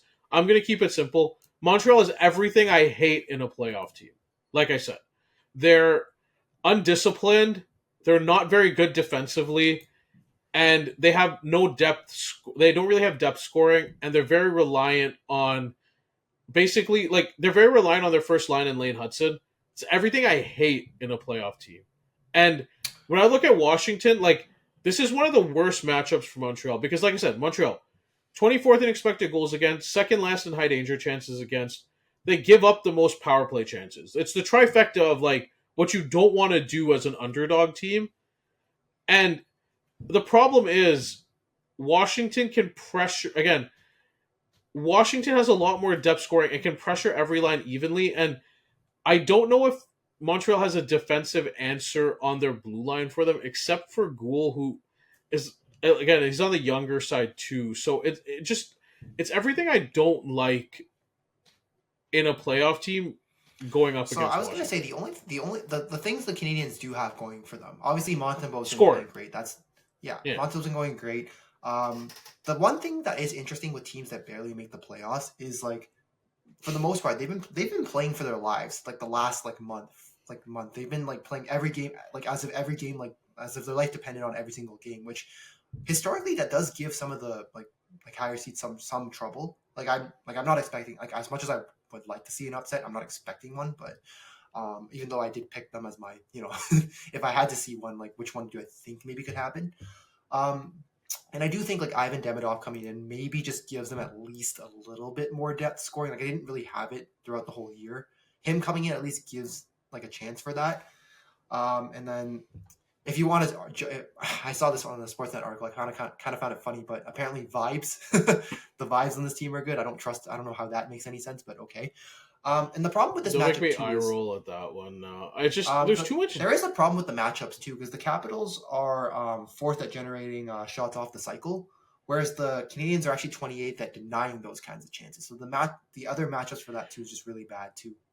It's just and then I look at it too. It's also the physicality aspect of it too. Like, Washington's one of the most physical teams in the league. Montreal's not, and they're going to create so many problems. Again, just you look at guys like Wilson, and it's spread out across the team, right? Like Wilson, PLD, Ovechkin, like Leonard, like they're just all throughout the roster, and not to mention the defensive depth is going to create havoc for those lower lines. Like, you have Chychrun, Carlson, Sandin, Roy on your top four, which, I mean, the only concern I have with Washington is that Thompson hasn't been as good the second half of the year, and Lindgren's been Lindgren. But, like, overall, I have the Caps in... I'll say this. Five? I have the Caps in 6, just because I think, like, maybe Montembeault can steal one, and then they'll outscore them in another. But overall, like, this is just a bad matchup. Like, this isn't Montreal's time. Again, I think the defense has to be better. Like, and you mentioned where a lot of the high danger chances come from the cycle, which, again, bad matchup for Montreal on that end. And if you're undisciplined against Washington, it will kill you. Yeah, their power play. I was gonna joke the power play too. Like, Ovechkin's slap shot from the slot, like, that's always deadly there. I picked it in 5 just because, like, look, I do think like Montembeault will steal one game, and I don't know if Montreal's offense, it's iffy. It really comes down to, will their first line score? If their first line scores a ton, maybe they get that second game, maybe even a third one. But I don't. As much as I'd love to see their lines outside of the first line are just so bad. I mean, having Demidov and Line 2 is obviously, like, it's good, but the center depth just doesn't compare on these teams. Like, one team literally I will say, I would give this matchup a little bit more stock if the Montreal first line was, like, way more talented. The problem is it's not on the level of like a McKinnon, Natchez kind of thing. Like, it's not like example, or like a point like Kucherov, right? Or like the LA Edmonton series, where you could argue like just having McDavid Draisaitl makes up for like everything else, right? Yeah, exactly. Like, it's just the level of talent on the first line isn't the same as the level of talent on other teams' first lines. Yeah, it's like I said, it's just everything I don't like. All right, now moving on to the next series here. Would you want to do? I guess it is Toronto, Ottawa. All right. I guess the Atlantic. Yeah, Toronto, Ottawa. Like I said, Ottawa doesn't have any apparent like real flaws. Like, again, they're a team that's okay at everything. They have enough center depth, and wing depth that they can take advantage of. Like, if the Leafs are vulnerable, they can take advantage of it. That's for sure there. But to me, Toronto has the goaltending advantage. As good as Ullmark been, Stolarz has been better. Well, also, I was going to argue too, Ullmark in the playoffs has been actually quite questionable. Like, he hasn't had a 900 save percentage in like his last 4 like playoff runs, quote unquote. Like, I think one of the years he only played 2 games, but like, I don't know if you remember, but the series against Florida, for example, the one where they got lost in the first round, he wasn't very good, and they actually eventually had to replace him with Swayman. And then I think they made the decision to go back to, or I guess they went to Swayman like way too late in that series too, right? And Ullmark just hasn't historically, like I said, Ullmark hasn't been good in the playoffs. It is interesting because if you're looking in terms of the season series, Ottawa actually did win all 3 games against the Leafs, so there is something there. Like, there has to be something there to an extent. You're like trying to talk yourself reverse psychology here. Kind of, yeah. But I think the other things do, like I think the other things too, like the Leafs, like I think again the defensive depth is finally there, like in terms of like they can actually defend to a certain extent this year, like other years. And again, like you said, the goaltending edge kind of does go to Stolarz, I think. And just the higher end talent, right? Like as good as Stutzla is, I mean, at the end of the day, and like we talk about the playoff issues, Well, there but at is the the end of the question day, mark of will the Leafs forwards show up? yeah, That is the high end talent's there, but does it show up is the real question. for sure. But like overall, I kind of have to lean the Leafs here. And it's just it's this to me is like again the close. Like I have the Leafs in 6. I just think the edge is with the goaltending, and I think the Leafs play. So people have to. I know it's easy to look at the Leafs and laugh at them overall, but the Leafs play under Berube very differently than they did under Keefe. It's a lot more tight checking. It's a lot more stingy. It's a lot more conservative. Of like their offense is a bit more conservative, but the trade off is their defense is a lot. It's better. It's more tighter checking. It's a lot again. It's a lot more defense first than it was, right? And Yeah. I think it's like again. I think if a team was to try to fun and gun with Ottawa, like that would be where Ottawa would want it to be. But I just don't. I don't see that here. This isn't the Leafs are old, and I think if the Leafs are going to play the same style they play in the regular season, that it would. I know season series, but it will pose some problems over 7 games. Yeah. Because again, like 7-game sample size versus a 3-game sample size, quite different in those scenarios, right? So, Leafs. I had Leafs in 7. I do think Ottawa can cause some trouble. Like, bro, if it goes to a game 7, oh my god. Oh my god! Oh my! It wouldn't shock me if it went to 7 though. Quite frankly, like okay. Now I kind of want to change my prediction to Leafs in 7 because, man, like the reaction of Leaf fans have to go to a game 7. I feel like most of the Battle of Ontario's have gone to 6 or 7 essentially, right? So I feel like but like in line with us. There's not the same level of gravitas that there is on this one. Do you know what I mean? Like this is one of the times I can't remember. Like, the Sens come in with nothing to lose, and the Leafs come in with everything to lose. Like, if that went to 7, man. Hey, man, it's a Leafs, Bren. There's one thing I've learned. They'll always find a way to screw things up. The nut crunching time is crazy if that were to happen. All right. Next series here, Tampa, Florida. I think when you and I are talking about it in conversation, this is the war of attrition, right? This is you throw everything you're just throwing everything at each other, and somebody's gonna come out of it and win, but somebody's gonna be banged up as fuck when they come out of this series. It's interesting because Tampa, like if Bobrovsky's good and Ekblad's back and healthy, Florida's physicality and depth poses problems in a way that very few other teams do for Tampa. This really, to me, just comes down to is Ekblad health. Like, it's weird. I joke around Ekblad might be the MVP of the league because of the way they looked without him versus the way they looked with him. Yeah, I was also going to say, too, these two teams just feel very, these two teams are just very, well balanced, right? Both teams are, they're 3rd and 4th in terms of expected goals for, and they're both in the top 10 in high danger chances against, right? So both teams are really good defensively. Both teams have high end offensive talent. I think the only real edge I see between the two teams is probably goaltending wise. Maybe I'd argue Vasilevsky over Bobrovsky any day of the week kind of thing. It's kind of interesting because they are kind of two different teams in a way, right? The Bolts are probably the most efficient offense in the league, right? You look at them, they're first in goals, top 5 power play. But it's weird because they're not necessarily the best play driving team, but what they do have is insane finishing talent. For some reason, they're clinical when it comes to putting pucks away. And Kucherov creates so many problems because, I don't explain it, if you ever watch the way he sets up plays, it's actually crazy. He can chip pucks, 2 guys. He does these quick feints and creates a deceptive setup.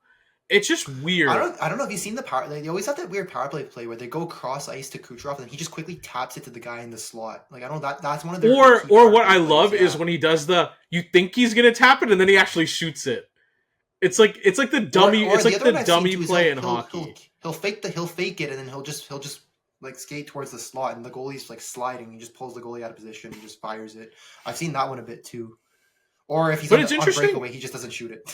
That's the other one. It's interesting because like Tampa's like that, but Florida is the opposite. Like Florida still, like I don't look at Florida's regular season ranking that hard because again, a lot of guys were hurt.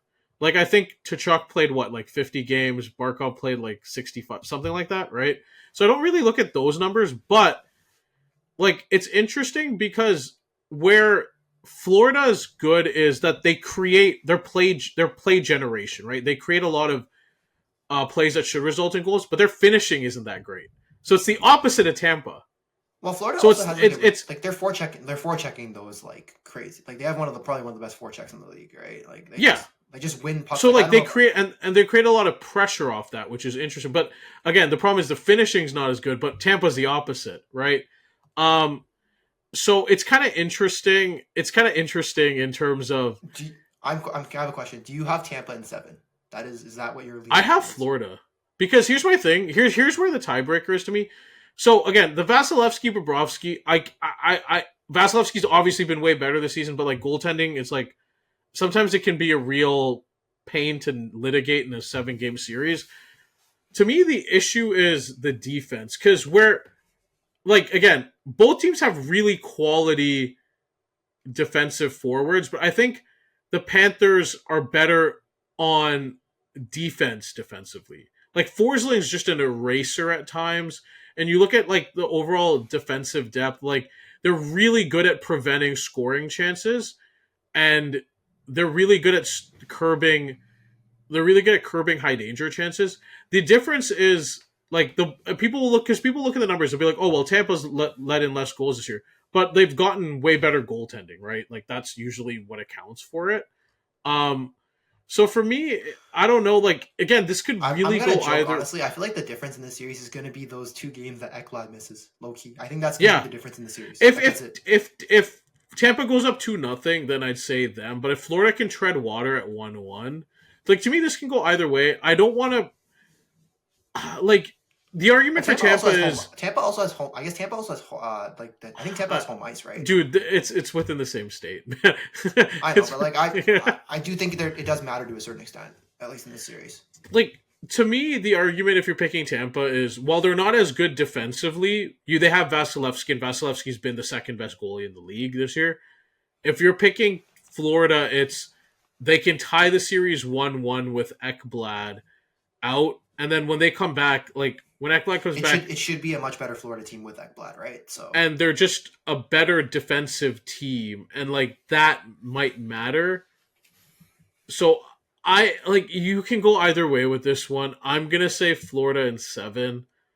I think it's really close. I'm leaning Tampa in 7, but I think this is going to 7. I think the foregone conclusion, the series is going to 7, and a bunch of people are going to die in this series. Like, if I'm the Leafs, if I can make it through Ottawa, I'm licking my chops. At like, I want this series to go to 7. I want it to be what it was a couple of years ago, just 7 games basically. All right, moving on to the last series here. This is probably, I don't want to be mean, this is probably the series that no one cares about. Yes. Yeah.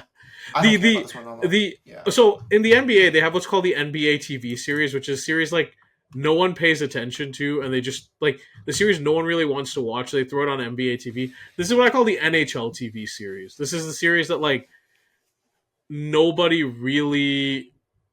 I think it's going to be one of the lowest watched series of the playoffs, frankly. And I don't mean that to be mean. It's just there's a couple reasons. One, I think with all the injuries, Carolina's just way better. Like, again, Hughes is out. Dougie Hamilton's out. Well, I mean, Hamilton's gonna be healthy for game 1, but I think losing Jack Hughes is like just. I think that kind of just like whatever little offense your team already had. Like, don't get me wrong, like Brat's been good, but like I think the offense for the Devils was mainly Brat and Jack Hughes, and like a lot of Brat's production came alongside of Jack Hughes, right? So him being out for the rest of the year, I feel like that's kind of a wrap for the Devils. Like Markstrom hasn't been like super great this year. I know Jake Allen's been a little bit better, but you're not going to start Allen in the playoffs. Like you're going to start Markstrom, and then. I don't know. And then the Devils decor just doesn't like. Don't get me wrong. Like Hamilton's fine, Hughes is fine, and like Pesci's okay. But I think the rest of it is just like a massive fall off. And like even with Carolina not having the forward depth that they've had in previous years, like they're just like by far a better team, and plus their goaltending's better. At least The like problem is, it really is Hughes. It really is Hughes going out because, like, the problem is, so ever since Hughes went out, basically what's going on is the Devils have been so reliant on their power play. Like the power play is third ranked in the league, and right now it's a quarter of their offense. But guess who's the number one penalty kill in the league? wait, hold on. Well, I mean, I think we kind of know. Do you want to just tell it to the viewers? Yeah, well, we're talking serious. It's the Hurricanes, but like Yeah, I know. the But Carolina that's why has. it's kind of obvious. Like, why? So here's the Why? problem, right? Like you're like a quarter of your offense is the power play, and you're coming up against the best penalty kill in the league. Again, this is while Jack Hughes has been out. So, like the It's team kind you're of funny. facing neutral. It's kind of funny because I think the Devils. I mean, the Devils are actually number 2 in the penalty kill, right? They're the second ranked penalty kill. Yes, they are. Yes. That's kind of a weird one. So both teams, I guess, like whatever power plays they have, are probably going to get neutralized. I think Carolina's power play hasn't been super great, right? No, Either. so Carolina's power play isn't good. Carolina's just not a good finishing team. Like the Yeah. thing with Carolina is no, Carolina's a puck control, shot pressure team, but they Generate don't a lot finish. of shots, yeah. Yeah, they don't fit. They're not a good finishing team, right? And again, a team that beats them is a team that can score. Because here's the thing: a team that's going to beat them is a team that can score 5-on-5 and be very efficient in their scoring. New Jersey's not that since Hughes went down.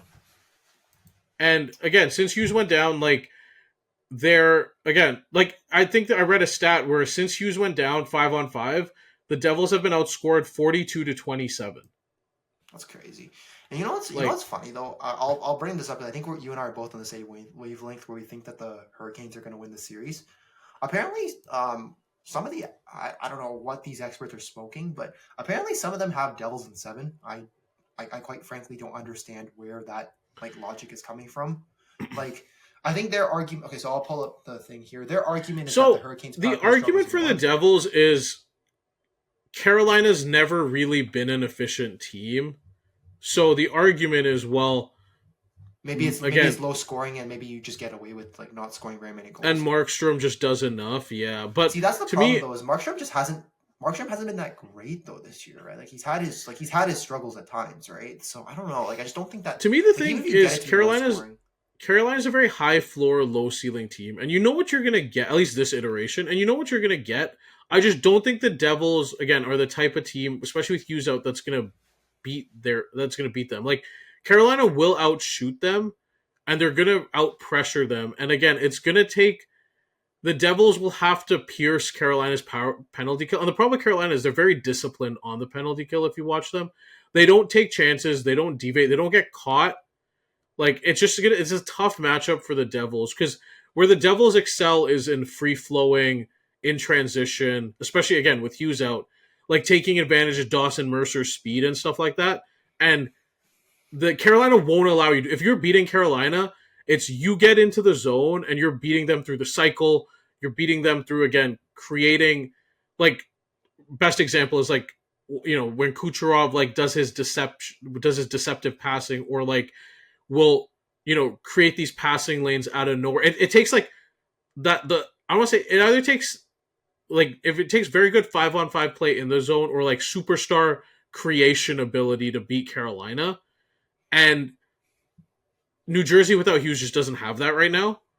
well, I honestly like if Hughes was healthy, I'd give New Jersey a good chance. But I think just him not being healthy just kind of like that. There goes all Yeah. of like New Jersey's chances essentially. And it's a bad matchup to begin with too. At least until the guys on defense develop it more. I think the argument for the Devils, if I want to make one, is Carolina right now is getting no production basically from their defense. Maybe Nikishin, like I don't even think Nikishin's playing right now, but like maybe at some point he takes over a number one power play and provides a potential spark. But the argument is they really don't get much much production out of their defensive core. And maybe there's an argument that like the Devils can just get enough puck luck and like take advantage of the chances they do get. But overall, I have Canes in 5. Hurricanes in 5. Yeah, I think that's a pretty far. This is conclusion. early. If okay, just a question: if Hughes was in this series, would you argue Devils in 6 or 7? Would that probably be? I'd have Canes in 7, but it would go 7. Yeah, okay. So I just think this is a bad match. I just think this is a bad matchup for the Devils. Like the Devils, honestly, a lot of these teams are bad matchups for the Devils, unfortunately, because their style is a lot more.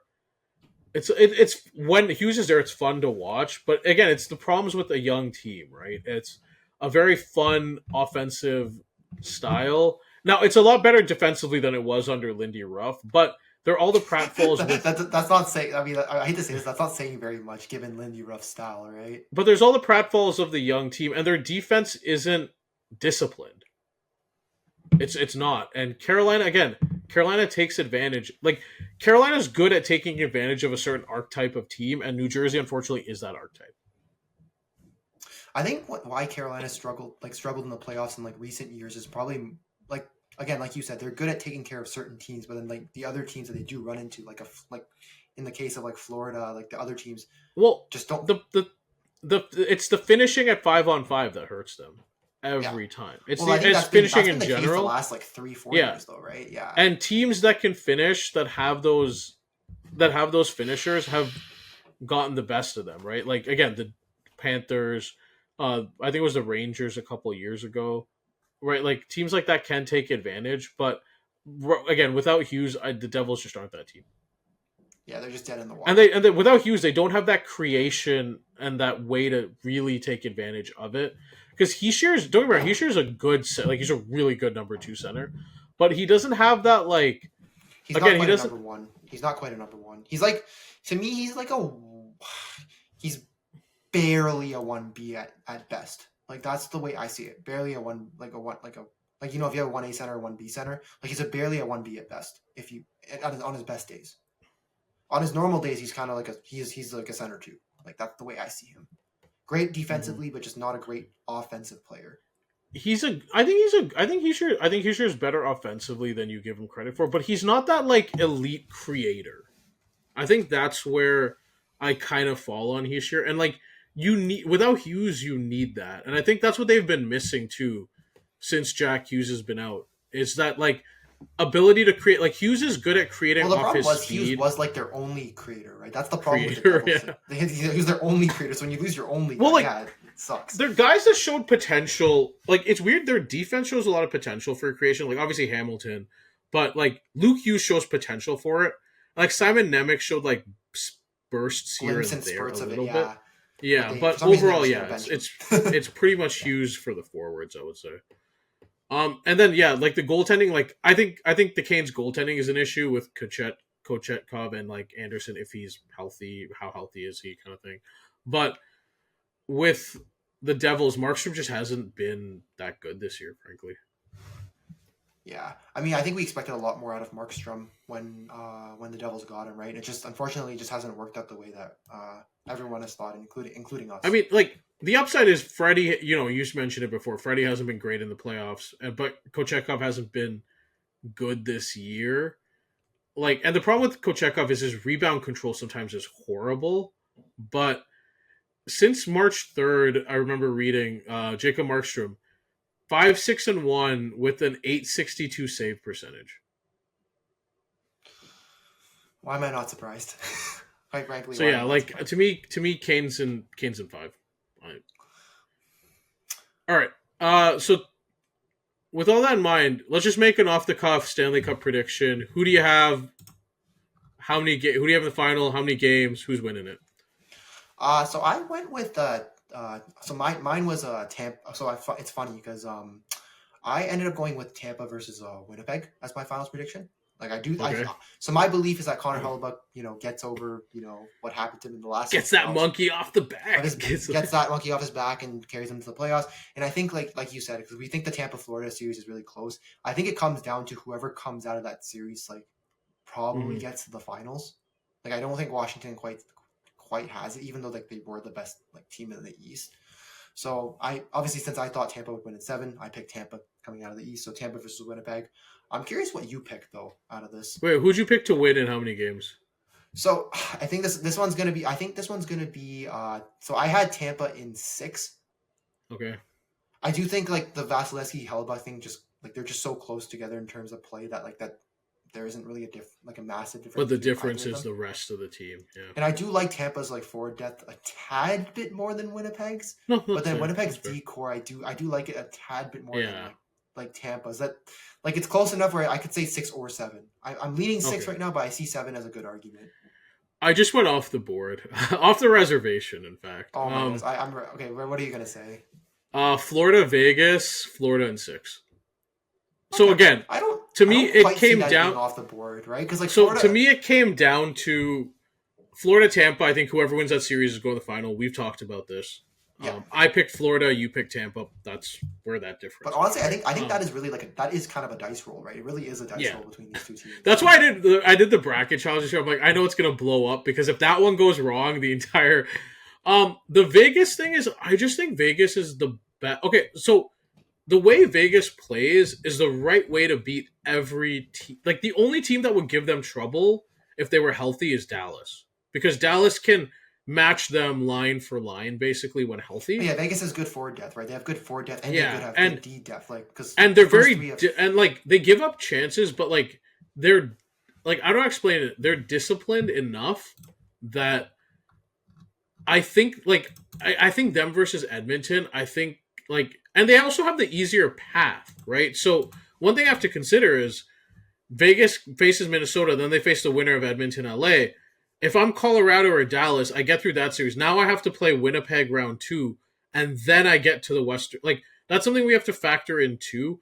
I know we talk about it like in the East. Like, is the argument for Washington just that like until they get to the conference finals, it should be pretty easy for them? Like that because that was my second consideration with whoever makes it out of the East is like is the path just easier? But for me with Vegas, it's the path plus like whoever they play of like whether it's Colorado or Winnipeg, I think they match up pretty well. I could see that.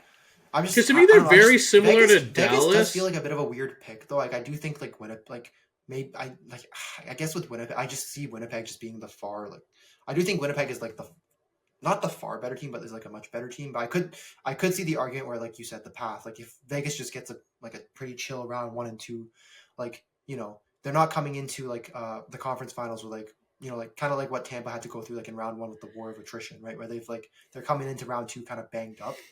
Like if Vegas is like fully healthy, had a pretty chill first 2 series, like they can kind of focus all their I want to say they can kind of like focus all their effort in like that conference finals matchup kind of. Like do you kind of see where I'm going?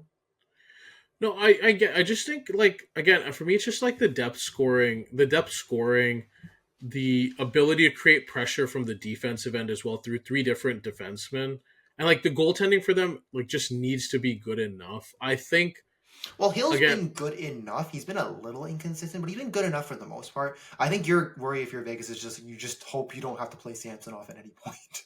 Yeah, I think that's like, really what it comes down so to. for me, I had Vegas. Colorado would have been my second choice. But again, it's just like part of it Colorado's is the forward path. depth is just they're just lacking a bit too much on the forward depth. It's not the same as it was a few years back. Like even like I hate to say this, as much as they keep saying Landeskog is coming back, Underrated too. Even the defensive depth isn't as great as people as it used think to be, it right? is. Like yeah. Yeah. I think I call it the cup tax. So basically after they won the cup, like they had to pay a bunch of those big extensions out. And I think that kind of hurt their ability to like improve their depth, right? But that's the reality of when you have it like when you're building a team, right? Like don't get me wrong, I love the Nelson, Nichushkin, Drouin line. Like it's the right mix of 3 guys in a way that works. But I just the defensive depth, like their line 2 pairing right now is Josh Manson and Ryan Lindgren, and against teams that can like this is also Ryan Lindgren who struggled in New York, right? Like teams that can throw multiple lines at you create so many problems. And the thing with Vegas is they have multiple lines and really strong center depth across 3 to 4 lines. So it's like. Again, I have Vegas. But yeah, Vegas, Florida. What did you say Vegas was? Vegas in what? I said Florida in 6. Vegas, Florida rematch. I just think Florida is like a I just think Florida's a better version of what they were a couple years ago when they went to the finals, and I have Florida. The reason it's off the reservation is because if Florida makes the Cup Finals 3 years in a row, like that is fucking insane. Well, it's gonna be like on that Tampa tier, right? Because that's what Tampa did too. Like they made it the 3 years in a row. Except like unfortunately they lost the last one because I think at that point they just hit a team that was far better than them. But Yeah. but yeah, I don't know. That'd be an interesting series to see. Like I definitely. If Dallas was healthy, I would just say Dallas, Toronto, Dallas in 6. I would just say. Well, for the dude, I can't imagine the amount of chaos we would have if we had to do a podcast predicting because we're gonna do an episode after every single round. If we get, Dude, tend I to do feel one of like the finals if in this Dallas round- won, you would not even show up. I'd have to do it by myself for the day. I'd probably just. I mean, I have to. Actually, I don't even think you have. You have access to the account too. But like, I was gonna say, like, I might just cancel the subscription at that point. I'd just be like, all right, so like especially because everyone that knows me knows I'm a Stars fan. So I'd have to turn off my phone for that day because the amount of hate messages I would get would be crazy. Like, and obviously in a fun Or way. be like, but I hope Jason Robson slips in the shower or something. Like some awful comments probably coming your way. Just be like, of course, of course. No, they'd just be like, or it's like somebody towing the Crease references to the actual goal, not the podcast. The actual. Yeah. All right. I guess is there anything you want to talk about? Else you want to talk about for the first round preview, or? I think that's it for now. I'm just looking forward again. Playoff hockey is always the best kind of like hockey to watch, right? Like, don't get me wrong, like hockey all around usually is pretty solid, but the playoff hockey, that's where the intensity. No, it's different. Yeah. I have not that's why when people ask me like final standings and stuff, I'll be honest, like I haven't really the last week of games has been funny for all the wrong reasons because guys are basically throwing AHL teams, once playoffs are clinched and stuff. So I don't really care. But no, that first week of the playoffs just hits. It's like I don't explain it. It's like having to eat froyo and then having ice cream for the first time. That's what it's like. Okay, that's it. Okay, as someone who doesn't eat a lot of froyo, don't quite understand the comparison. But people who have I'm eaten sure froyo, there was a froyo phase in the mid 2000s. I want to say people understand what I'm talking about. Yeah, okay, that makes sense. Okay, so I think we're going to move on to Guess That Player. I think you did mention at the beginning we are going to do Guess That Player this week, right? Yep. I was 50-50 on it because I didn't know how long this would go, but we got time, so let's do it. Again, people that don't know, weekly segment. Basically, each week, based on something we've talked about, one of us has to guess the player that we pull up a hockey reference page, and the other person has to guess that player. After, I forget how many weeks, I think 10, this is our 10th week, or 11th week. After 10 weeks, we're tied. Yeah. So how it works is you get 3 points if you guess the player right, no hints, 2 points, one hint, 1 point for 2 hints, and if you get incorrect, 0. Yeah. The 2 hints, you can choose which order, where they're born, and what round they were drafted in. So let me pull up this one here. 1 second. I feel like the theme's gonna have to do with playoffs or something. Like either scored a big playoff goal or like a big part of some team's playoff run or like some memorable playoff moment. I don't know. It's gonna be hard to predict. I'm actually kind of curious what the theme is, or maybe it's related to one of the teams. Yeah, no, that is like a fair thing because we did touch on quite a bit here. 1 second. There is quite a few ones. I'm not sure. I think I got a little bit lucky when we talked about the worst contract one. It was you gave me. I told you when we did that one, that would either be someone you knew right away. Yeah, you knew right away. Where it's just like a who the fuck is this? Although I think you're a little bit, maybe it was a little bit unlucky for you because I'm pretty familiar with all the bad contract players or some of the worst ones in the past. So quite easy to spot that one. Sadly, do you see that or no? Teams. There we go. Okay. Okay, I see it. Let's see. So this guy didn't. Okay, interesting. So he played a bit so he was a part of that Tampa team that won the cup, right? The 03-04 team. Okay, and then he was also a part of the Pittsburgh team that also won a cup, right? Because 08-09 was the year Pittsburgh won.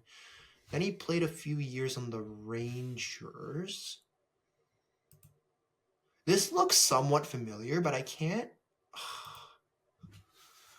Okay, let me think here. So, Philly. Played for Philly. That's an interesting one. Okay, that's the start of the career I don't super recognize. That's not one I recognize right away. Let me think here. So he's a left winger or left wing right. Wait, he played right wing one year? Yeah. Okay, that's a Does little that confusing. does that really like does that really mod? Oh, this is interesting.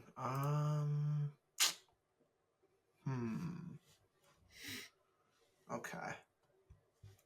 Man, I don't know if sorry. Okay, the awards. Let me just see. Selkie 38. Okay, well that's not very helpful. That's not no. Wait, I'm kind of curious. Why do they have the 38? Like, why is that even like a thing? I guess it's like somebody gave them like somebody gave them like a vote. Wait, is that like? But then, like, how did they even? Oh, is that like the? I guess that's the way they finished. But like, did somebody give them like a fifth place vote or something, or like what, like, or something? I don't know. Like, I don't know how you end up finishing like 38th, right? So Yeah, but like, and that's like a tie for like the one whatever place vote. Yeah. okay, man, I'm drawing a bit of a blank here. Let me see. The Philly part's what's troubling me because for the Tampa thing, there's a couple guys I can think of, but like for example, like Do you they want a can, hint? not yet, but like for example, Okay. I'll kind of run through my thought process. So it can't be Dave Andrewchuk because he retired after the That would 03-04 season. So that was like the first name I could think of. It's not Vincent LeCavalier because I'm thinking of players that I know from that Tampa team that like won the cup. Right? It's not LeCavalier. It's not Brad Richards. It's definitely not Martin St. Louis. So I'm kind of moving down the list of forwards that I know, and there's only two forwards I can think of that I actually know name wise. It's Frederick Modin, whose career I have no idea about, or it's Ruslan Fedotenko. Those are the only two other names I can think of in terms of Tampa forwards, but I just don't remember him being for Modin or Fedotenko, either of them. I don't remember them playing for Pittsburgh at one point. Like, it just doesn't make sense.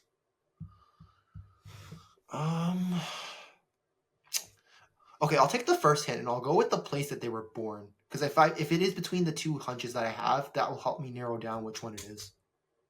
So it's weird because it used to be the USSR, but now it's Russia. So Kiev, USSR, or Russia. What's Okay, Russia? if that's the case, that rules out Frederick Modin then.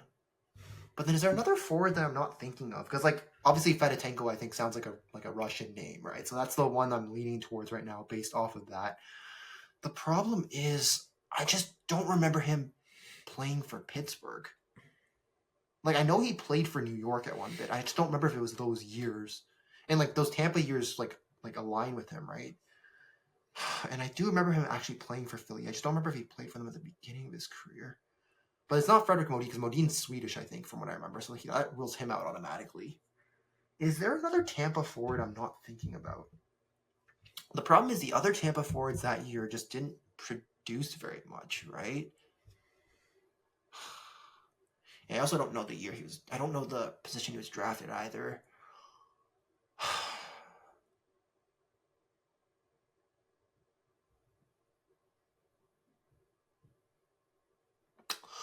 Fuck, I don't know. Do I go for the second? You know what? I'm just gonna take a gamble. I think this is because you said the birthplace was USSR and Russia. I'm just gonna guess. Is this Ruslan Fedotenko? You are correct. It is Ruslan Fedotenko. So why I picked him? There's actually a really funny story to this. So, one, he was like the proverbial guy who shouldn't have made the league. He was never drafted. And then like while he was born in USSR, like he was pretty much lived in Ukraine most of his life, right?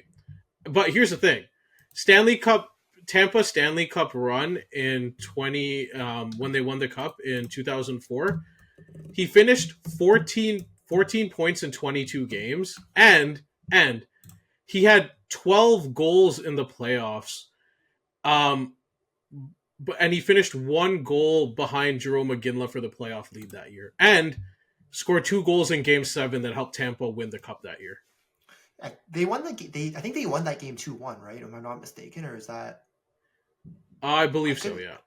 I think so. that's It was what it was too. The all-time, because when we talk about the playoffs, sometimes we talk about X factors, playoff run, like just the most random one of them. So okay, he pretty much had he could have honestly been in like he was one of the major reasons they won. Like I said, finished 1 goal behind Jerome McGinley for the playoff lead.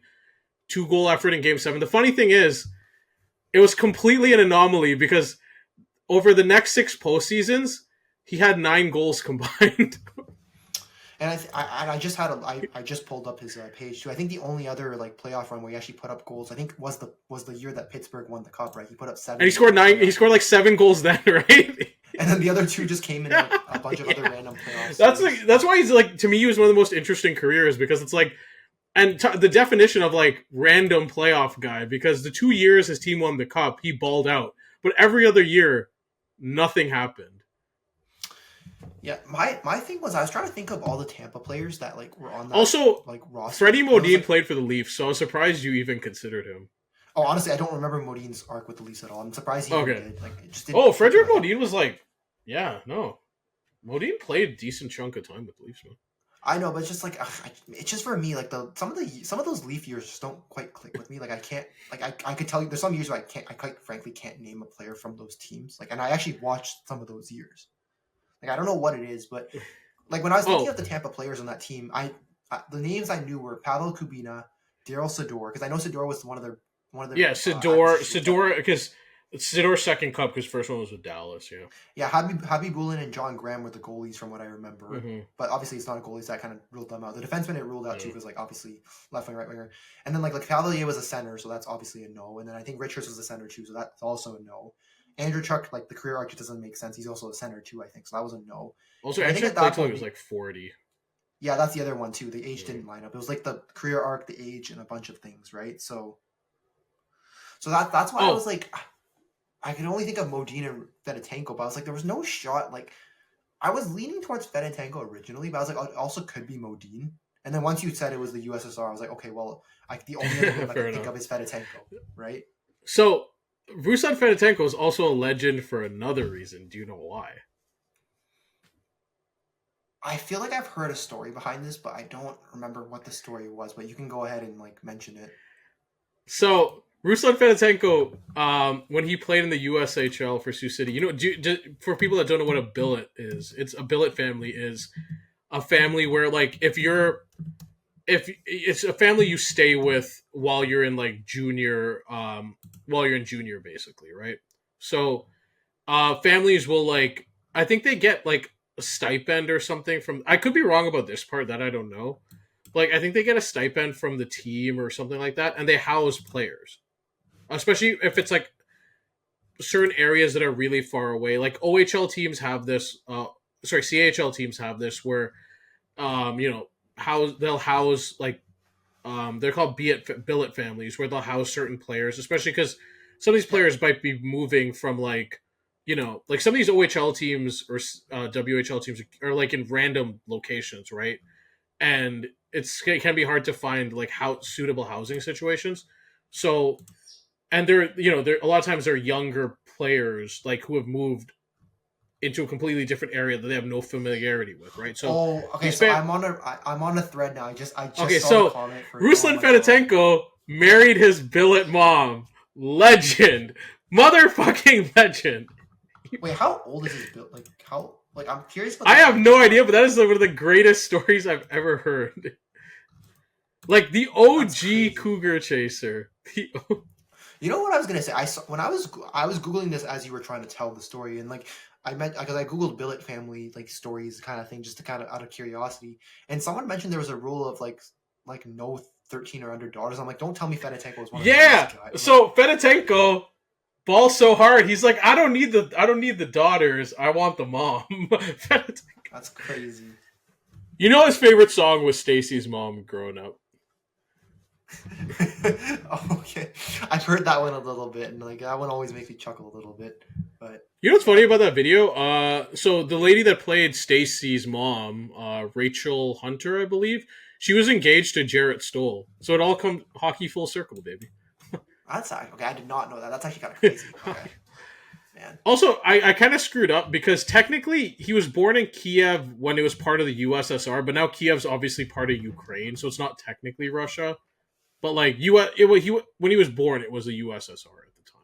Well, I was gonna say between the two names I was thinking of, it kind of ruled. No, it didn't matter. Luckily, yeah, it didn't ruled matter. out, luckily, yeah, because but I think it would have mattered to an extent. They were both like Russian. If it was between Modine and Fedotenko, they were both Russian names. Like that might actually have some impact. But like I think once you told me it was Yusar, I was like, I'm pretty sure this is Fedotenko, but I can't 100% tell. I just don't remember much of his. Because technically, he's the first native Ukrainian to win the cup. Oh wow! Did not know that. That's what I mean. Crazy. This guy's like a legend, like all time legend, right? Like undrafted, spent most of his formative years in Ukraine. Like comes in, wins two cups, marries his billet mom. Like OG Bobby Johnson of the NHL world here. Also, I was gonna say it's crazy that he played 800 games. Not a guy that you would have thought would make it to the 800 game mark. That's what I mean. Like ultimate legend. Like that's it. Also, he actually won. I guess he technically won 2 cups, eh? Like he didn't just win one. What do you mean? He did win 2 cups. He did. I don't know. I just don't remember him much on that Pittsburgh team. Like it's hard to He's not a name I would think of on that Pittsburgh team. I only know he won 2 cups and scored 19 goals combined in those cup runs. Man, put some respect on that name, bro. Put some. Well, no, I think if you had to ask people who they remember him from, they remember him more for that Tampa run than that Pittsburgh run, right? Like for sure. But like that Pittsburgh team was just loaded. Yes. Yeah. The Tampa team was like a surprise, even though they were good in the regular season. That Pittsburgh team, like you kind of knew. Yeah, it makes sense. All right. So you're 2 points ahead coming into our next pod. I think we have some time to like catch up on some news. I don't think any of the series are going to end as of yet. So we'll catch up on some news. Maybe we'll talk a bit about early observations, but that's kind of about it. Yep, I'm all for that. All right, guys. Again, hope you enjoyed joining us. For us at Tone the Crease, I'm SJ. That's WillyDubz. And again, WrestleMania is going on, and so is playoff hockey, so I'm going to go watch that. I will catch you later. All right. Peace, guys. Take it easy.